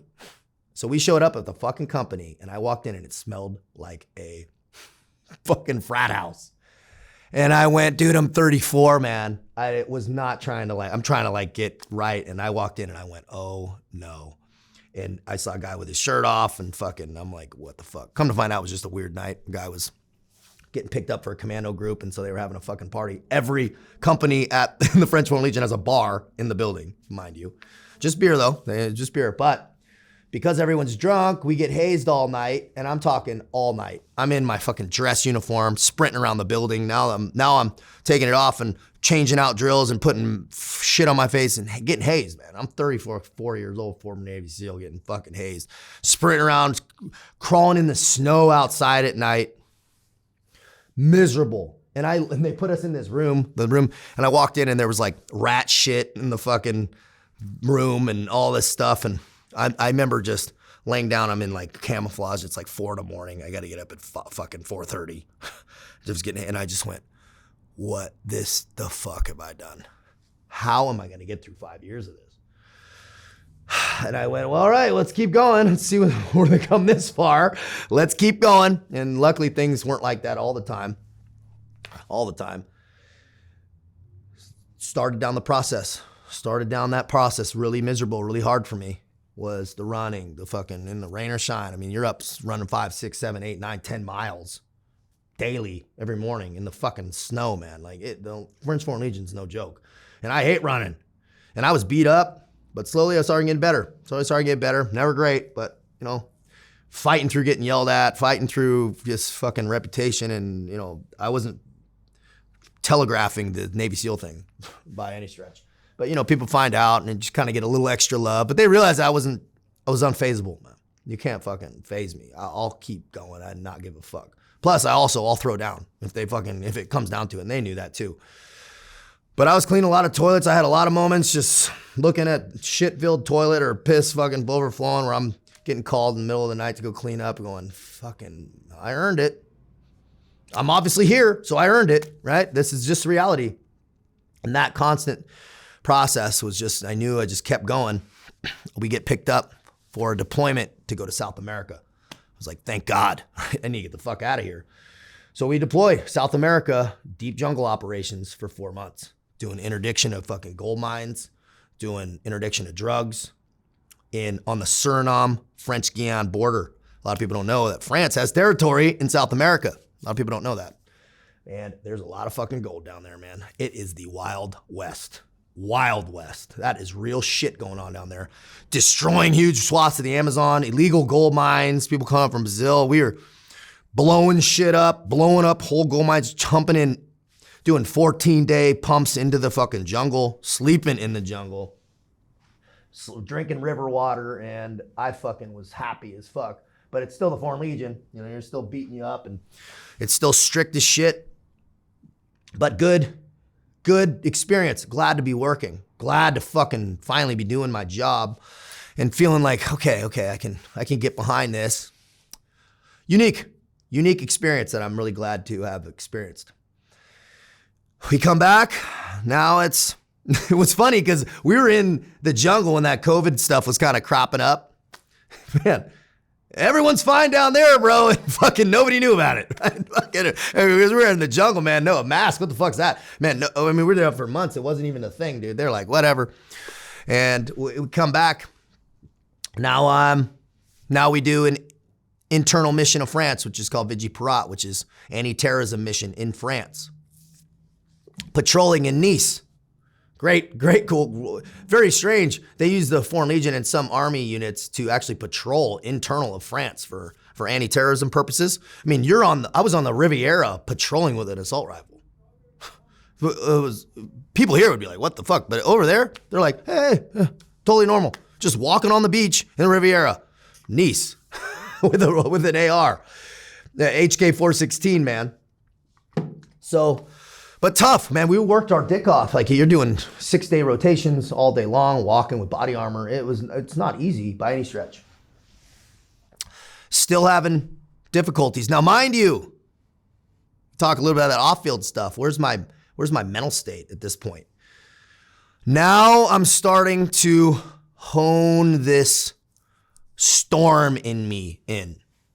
I'm starting, and there was a moment where I realized I was in that barracks room, and I realized I was a French Foreign Legionnaire, a former Navy SEAL, only one that I fucking knew about, and I still wasn't happy. I had this moment where I went, oh fuck. There's nowhere else to go.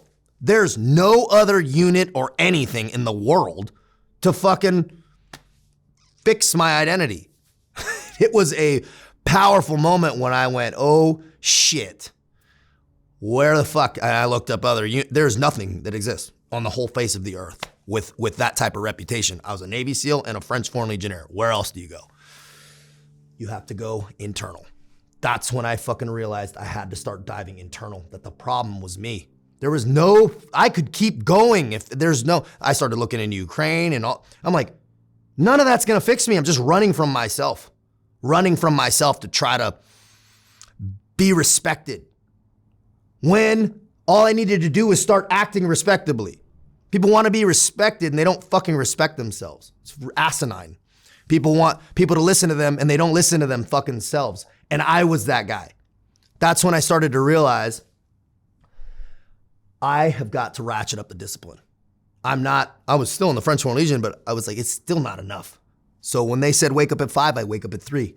I'd work out in the bathroom. I started tracking my macros. I started reading about Stoic philosophers, Seneca, Nero, Marcus Aurelius, old samurai, Musashi, right? Samurai philosophers. What are they talking about? What are these guys fucking talking about? Well, they're all talking about the same shit. The same information streaming down from higher consciousness is what they're talking about. They're talking about discipline, talking about self-reflection, talking about eating correctly, talking about responsibility for your fucking mood, understanding of universal principles, universal laws. It doesn't matter if you don't believe in universal laws. They're fucking real. Doesn't matter. If you don't believe in gravity, go jump off a fucking roof and then talk to me. It's fucking real. This shit is real. Once I started understanding them and of realizing that it's all accounted for, closed doors or not, everything is on a ledger. Pluses and minuses, man. It doesn't matter if anybody doesn't see it. It doesn't matter if you're fucking doing weird shit when nobody's fucking, that energy, you can't fake a frequency, right? Somebody's been doing weird shit, looking at porn all fucking day and they come in and their energy's all, it's fucking weird because they're fucking doing weird shit, right? You can't fake it. You've got to hold yourself to the standard of being correct all the time. Man, once I fucking made that call, my whole life changed overnight. Walking the path of alignment. That's what I started to understand. Man, and then I was like, okay, then I started to feel better. I started to fucking feel better. Not that I had always been like miserable, but I just fucking couldn't shake what the fuck I had lost or whatever. Finally, I started to feel better, man. I started to feel proud of myself again, right? I started to feel good, positive. That lens opened up, right? That optimistic lens, man, sees opportunity. I started seeing possibilities and not just trapped in. Get picked up for another deployment. Go to Estonia on the Russian border on the Enhanced Forward Presence Battle Group, working with the English, the Danish, the Estonians, and I was part of the French Foreign Legion French contingent. We spent 5 months there on the Russian border, kind of just, show of force type thing, but cool to be able to work with the English, and they'd come rolling out of the woods and try to they'd see me in like a French uniform. They'd be like, yeah. And I go, hey bro, it's all good, dude. They go, what the fuck are you doing out here, bro? And I'm like, they'd be like, what, dude? So I had some cool moments of just realizing where I was and who the reality that was mine. And there, I maintained that waking up early, man. And I fought through some stuff. People weren't championing me waking up and doing this shit. You're going to run into, when you start trying to be correct, man, you're going to run into friction points. And that's when like we talked about, Mark, you're on the right track when you start getting some friction. Good friction, right? Not negative shit happening type friction, but that when people are like trying to hinder you, man, because it makes them feel uncomfortable about their own choices. Right? I'd be waking up early and trying to be quiet. They're like, hey, no waking up early. The French officers were trying to come down on me about not being able to work out in the morning before anybody got up. And I'd go work out in the fucking cold in Estonia outside just to maintain what I told myself I was going to do, which was wake up early, reflect on self, get my day, attack the day. Don't let it attack me. Be deliberate about my life. So as I started to be more deliberate, more decisive, more clear, as my path was aligned, as I started acting fucking right and not just doing what I wanted all the time, Started saying no to myself. That's the key, really. Once you start saying no to yourself, then you start to rearrange those pathways. People want to change their life, but they don't change their actions. You got to start changing. Go, hey, what would I normally do here, right? And that's that negotiation. How about I'll do not that, right? Just this one time, right? Just make those one choices again and again and again. And it was helpful.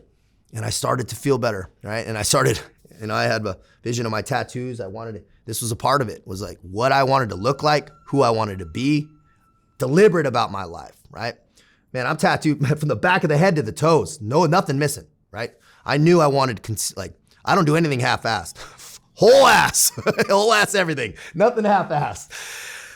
But it was part of my vision. People might hate it or whatever. For me, it was part of the vision, right? I wanted to look a certain way. I wanted to act a certain way. And I wanted to be respected. I've always wanted to be respected. So man, I had to start acting in a respectable manner. That's when the tide started to shift. And going into this past year, I was in the hospital, kind of coming on the last piece of the French Foreign Legion. I was in the hospital with a torn calf, right? And kind of an older injury, but I had torn my calf muscle, which I've been really fortunate through injuries. I'd never even been hurt, never, which is really, really unique. But I had a torn calf, which I had actually done in the farm at the beginning of the Legion, but I just kept running on a torn medial calf muscle, but it was time to get it checked out. So I come down off this big mountain in the French Alps, and I knew I was done, right? I just knew I was fucking done with this part of my life. Like I just had nothing else no more desire, right? To keep climbing up that fucking mountain anymore. Quite literally, I was just done. Right? There was no wars, there was no anything, and I was good with self. I felt really great about myself. So I was like, okay. So I talked to them. They sent me to the hospital. I'm in the hospital for 6 weeks because the doctor's like, how the fuck are you walking? What happened? Like they're looking at the MRIs. They still didn't fucking know what was wrong. They couldn't fix it. But while I'm there, I go, you know what? It's been years. I never had social media. I was like, it's time to fucking post some pictures. I know how to fucking make people right because I've got myself right. I was like, I can fucking do this, man. I see things going on. I go, all these fucking people aren't doing it right. I could do it better than all these motherfuckers to get people correct. I know how to do it. I fucking have done it and I proved it. Coming from where I came to where I'm at, man, I know how to make this simple and how to communicate this message effectively. So I started really hammering it down in that hospital. Started getting my daily process, started, with the push-ups and the proper nutrients and the macros and track it and this and that. I started posting pictures and just kind of my life and my fucking path, of what I had done. And it started to get some traction, right? Started practicing speaking on the camera a little bit. Started putting the camera down. Read a book that said, if you do anything 85 times, it's good on the 86th time. So guess what? Put the camera down and I went, okay, no edits, no stopping, stream of consciousness, speaking. Assess myself, watch it back. Did that 85 days in a row, was training and consistent and was feeling good and really great about things consistently. No bad days for the first time in my fucking life. That was the key. And I went, okay, you've got to eliminate things you regret, things that you're shameful about. You've got to tell yourself and do what you say you're gonna do. You got to act correct all the fucking time. You don't get days off. It's fucking possible. You can't do it if you want to maintain the correct frequency. Okay, now I was back at the regiment and I was like, it's time to record a video and do this. And it was the 86th day, man, and I put that fucking camera down and I recorded it and I sent that YouTube video out and I was in uniform, French Foreign Legion uniform in a barracks room when I recorded that first one. And I'm thinking, okay, I got like 8 months left. Probably take a while to get some fucking traction, right? And then I can kind of move into this next phase. So it probably won't be a problem. Man, that fucking video blew the fuck up immediately. My first video ever posted on YouTube. Stream of consciousness, 7-8 minute video. I never press stop. I never re-record every fucking video every time. That's my rule. And then I post that video. And guess what? It blew up, it resonated, and I started to get, it went 50,000 views in a fucking couple weeks. The next one went 300,000, and it's at almost, 700,000 now.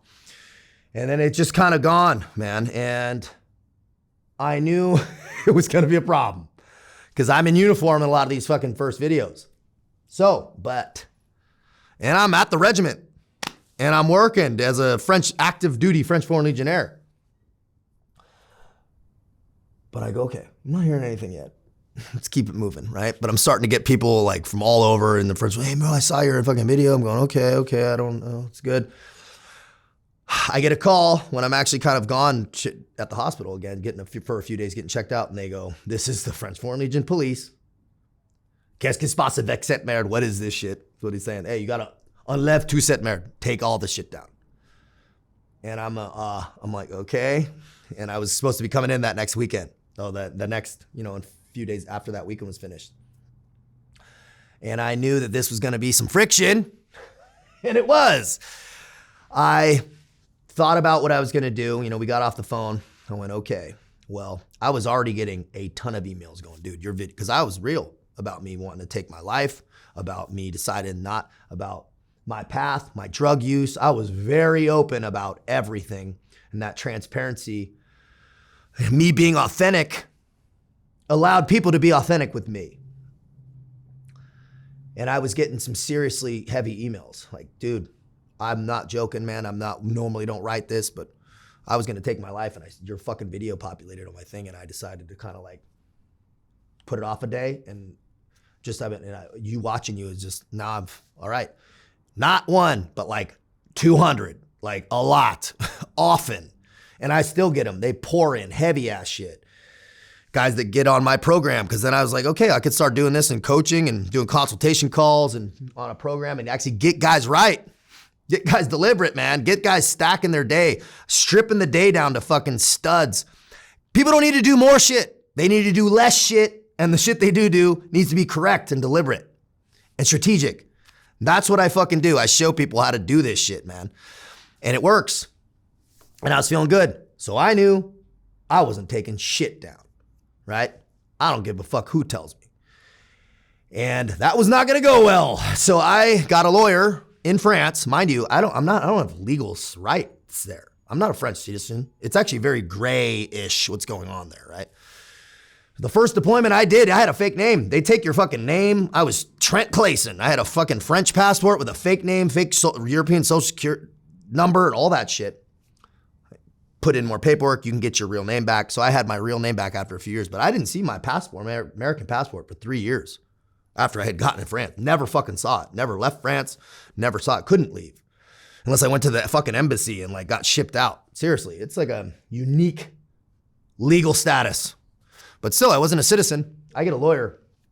The French Foreign Legion was coming heavy on me. So I'm a little bit far away at a private residence, legally, under paperwork. I had like a doctor's order that said, hey, you need to stay away from the regiment during this time. And the lawyer looked at me and he goes, you're fucked. If you go back there, they have the right to just lock you on the base. And they were gonna food discipline, man. I'm talking eating, doing yard work every day until they told me they were gonna give me back to back 30-day jail sentences till I was force admin-cept if I didn't take my shit down. Because I was pretty much denying an order from the fucking general, right? That's not gonna go well from the French officer, some foreign fucking American tatted up Navy SEAL saying no. But I knew I couldn't. I wasn't going to, right? The iron was hot. I was not gonna fucking cool it down, and I was gonna keep this fucking going. I didn't care what. I didn't need the legal status. I didn't want any money from them. I didn't need the French citizenship. I was there, yes, for a story of redemption, man. But even stories of redemption aren't fucking fairy tales, man. This is fucking real life. My story of redemption was getting right with self, not needing external validation from anything. Being completely validated with just my daily habits and processes and making myself proud for who I am and how I conduct myself.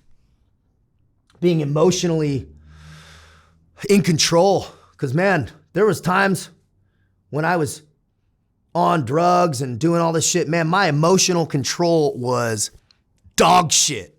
Man, I was violent with people in my life. I was explosive. I was not in control. And for the first time in my life, I was. And it felt really good. And so I had to make a decision. And that decision was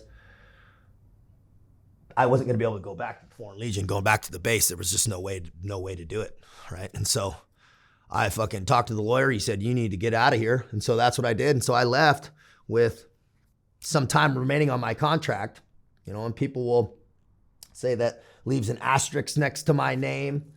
I say, I don't think it does, because first of all, a fucking idiot would go get locked in a box to run out the clock and not even be able to finish anyway.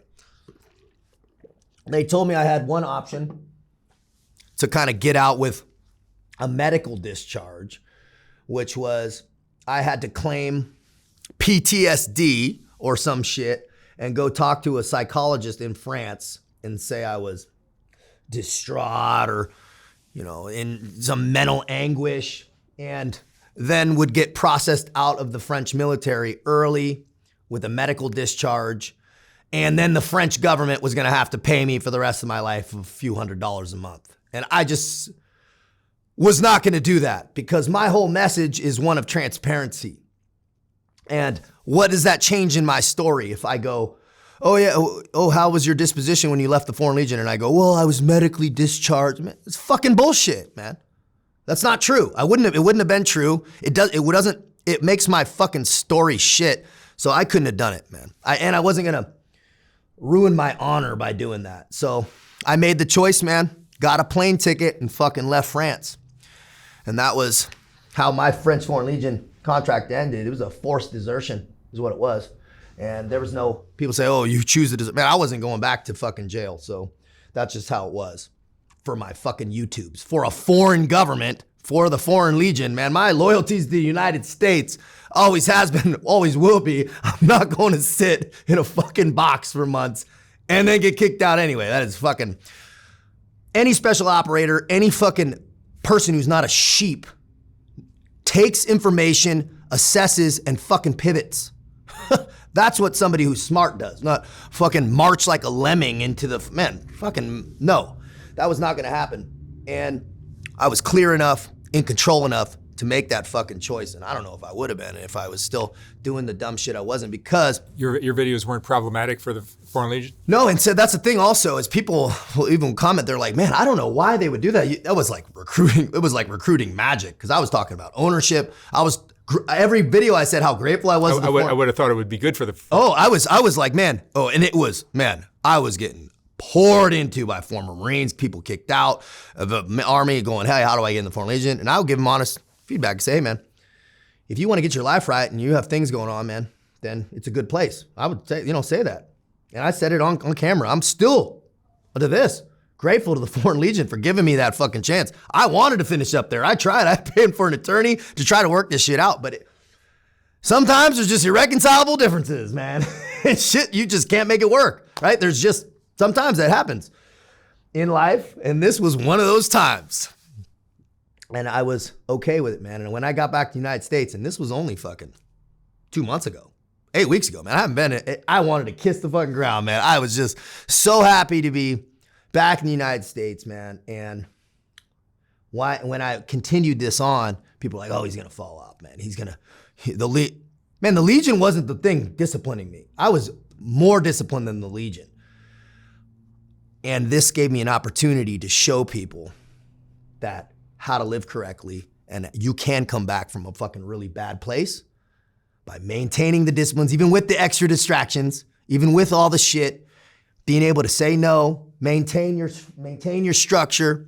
And man, if you're feeling like you're lost your mojo, guys who are feeling stagnant, like they're losing, because I've been there, man. It's like, man, that calling, that subconscious voice that's going, oh yeah, hey Mark, you can be better. You can be better, right? Hey Taylor, you can be better. Man, if you don't answer that calling, that anxiety is gonna fucking build. It's gonna manifest itself in certain ways. And that is the root of self-sabotage, is not answering that voice, not turning and asking what it wants from you and then fucking doing it. A lot of times the answers are where we don't wanna look. It's early in the morning. It's in some discomfort. And man, I'm not all about, the red dot cold plunge, need fucking stand on your head for fucking 5 hours to experience some level of elate. Man, truth is the answers are simple. It's early in the morning. It's self-reflection. It's nutrition. It's training. It's fucking responsibility for your energy. It's responsibility for your mood. Man, nobody can make you feel any type of way. Act correct. Man, if you're in a fucking low vibrational state, move. Do what you need to do. Excuse yourself. Correct yourself. Come back fucking correct, right? Ownership is fucking lacking. That's why I'm on this path and why I feel like I'm actually fucking been destined for this, because I was gonna leave the country, man. I was like, man, fuck, midway through the Legion, I'm like, man, I'll go to Colombia or Thailand where I can live cheap and kind of, but then I was like, America's toast. I was like, man, it's toast. But I can't fucking leave this place, man. I came to a realization. I said, man, if I can affect in my little way to just fix men, start with self, heal self, so we can heal our fucking families, heal our communities, man. Man, it might sound grandiose, but it starts with each fucking man. You're the head of the household, man. Like I said, the fish stinks from the head. If you're fucking not correct, you're emotionally outburst, man, you're drinking every night to try to fuck, man, you're fucking wrong. Your family's gonna start being poisoned by that. Fix yourself. You got responsibility to. You don't have the fucking choice. You have to, or you're gonna feel like fucking shit. Let's cross the bridge. Let's get out of the woods, onto the path, to the bridge and fucking cross it. Now, what is that? What is crossing the bridge? Well, for me, it's when you don't even need discipline anymore to do the correct shit, right? Do you need discipline to brush your fucking teeth? No, you just fucking do it. That's where I like to get, guys, is when those rooted disciplines, those healthy habits are just who they are as people. It doesn't require motivation, especially. It doesn't even require discipline. It's just who they are, because it's become built in. And like I say to guys, man, if people are hurting and they hear that, and a lot of the guys, they're at that edge, they can hear it. And they're like, I have got to make a change. Guess what? You fucking have to. I always say, reach out to me, man. People can get me on email. They can always reach out to me. Let's get this shit correct. Let's do this right. We have to do it. We don't have a choice. You're gonna live in absolute agony and misery if we don't make the changes we need to, And Mark, you've seen the absolute destruction of what happens when people just refuse to answer that calling, and will get harder and harder and harder to get out, right? The deeper you dig. So man, get a hold, man. Grab a hand. Fucking pull yourself out of it. Man, you live so much happier, man. And if living in anxiety and that state of shame and regret, again, you don't have to. You never have to feel like that ever again. You can and that's a powerful feeling, right? That's an empowerment. You don't have to feel like that anymore. Just make some fucking small adjustments, make some small changes or some big changes, but it's required. And that's kind of the path, man, with living here. Now I'm living in Murrieta, just near Temecula with my beautiful girlfriend, man, and just loving the autonomy, fucking loving not having to march to eat, man, and sing. And I really feel so fortunate and blessed every day to having seen the light, man, seen the fucking light, and to be grateful, because that waking up early, man, it's not to get up early to do certain things. It does give you extra time, but it's rooted in gratitude. It's rooted in being grateful for just being fucking here and being able to try to be your best self. Not perfect, man. Definitely not under glass. And I still deal with anger. I still deal with things where I'm not happy about how I react to situations, and how's the drinking? Good, man. So my whole thing is, man, I don't know if I'll ever be straight edged, right? I don't know if I'll ever be straight edge, but man, I drink once every couple months, right? In a socially enriching environment type thing. Like if my mom wants to go to a winery, I'll fucking go, but it's intent, right? You will never see me out slamming shots at a bar. That is a fucking no-go, right? That's no-go. So I look at it as like intent. So when I talk to guys, I go, man, and maybe I will get there at some point, right? That's one thing as I also don't write that off is maybe but I haven't done things I've regretted in years, right? That's the thing. I've never had something where I'm shameful or regretful ever again, right? I haven't done it in years and I don't plan on doing it. And that's how I know that's your guideline. Regret's your guideline. If you're doing things you regret or feel fucking bad about, that's something you need to change. That's absolutely something that can't happen anymore because that's going to pull you absolutely down to those low vibrational states that just are self-perpetuating. So, and I try to stay focused on the greater and the lesser falls away, right? And so stay focused on the fitness and nutrition and I just stay clear. Beautiful talk. Mark, I appreciate your time, man. Thanks for letting me run my suck for fucking 2 hours. time. I appreciate it. It was awesome. Thank you, Taylor. Yep.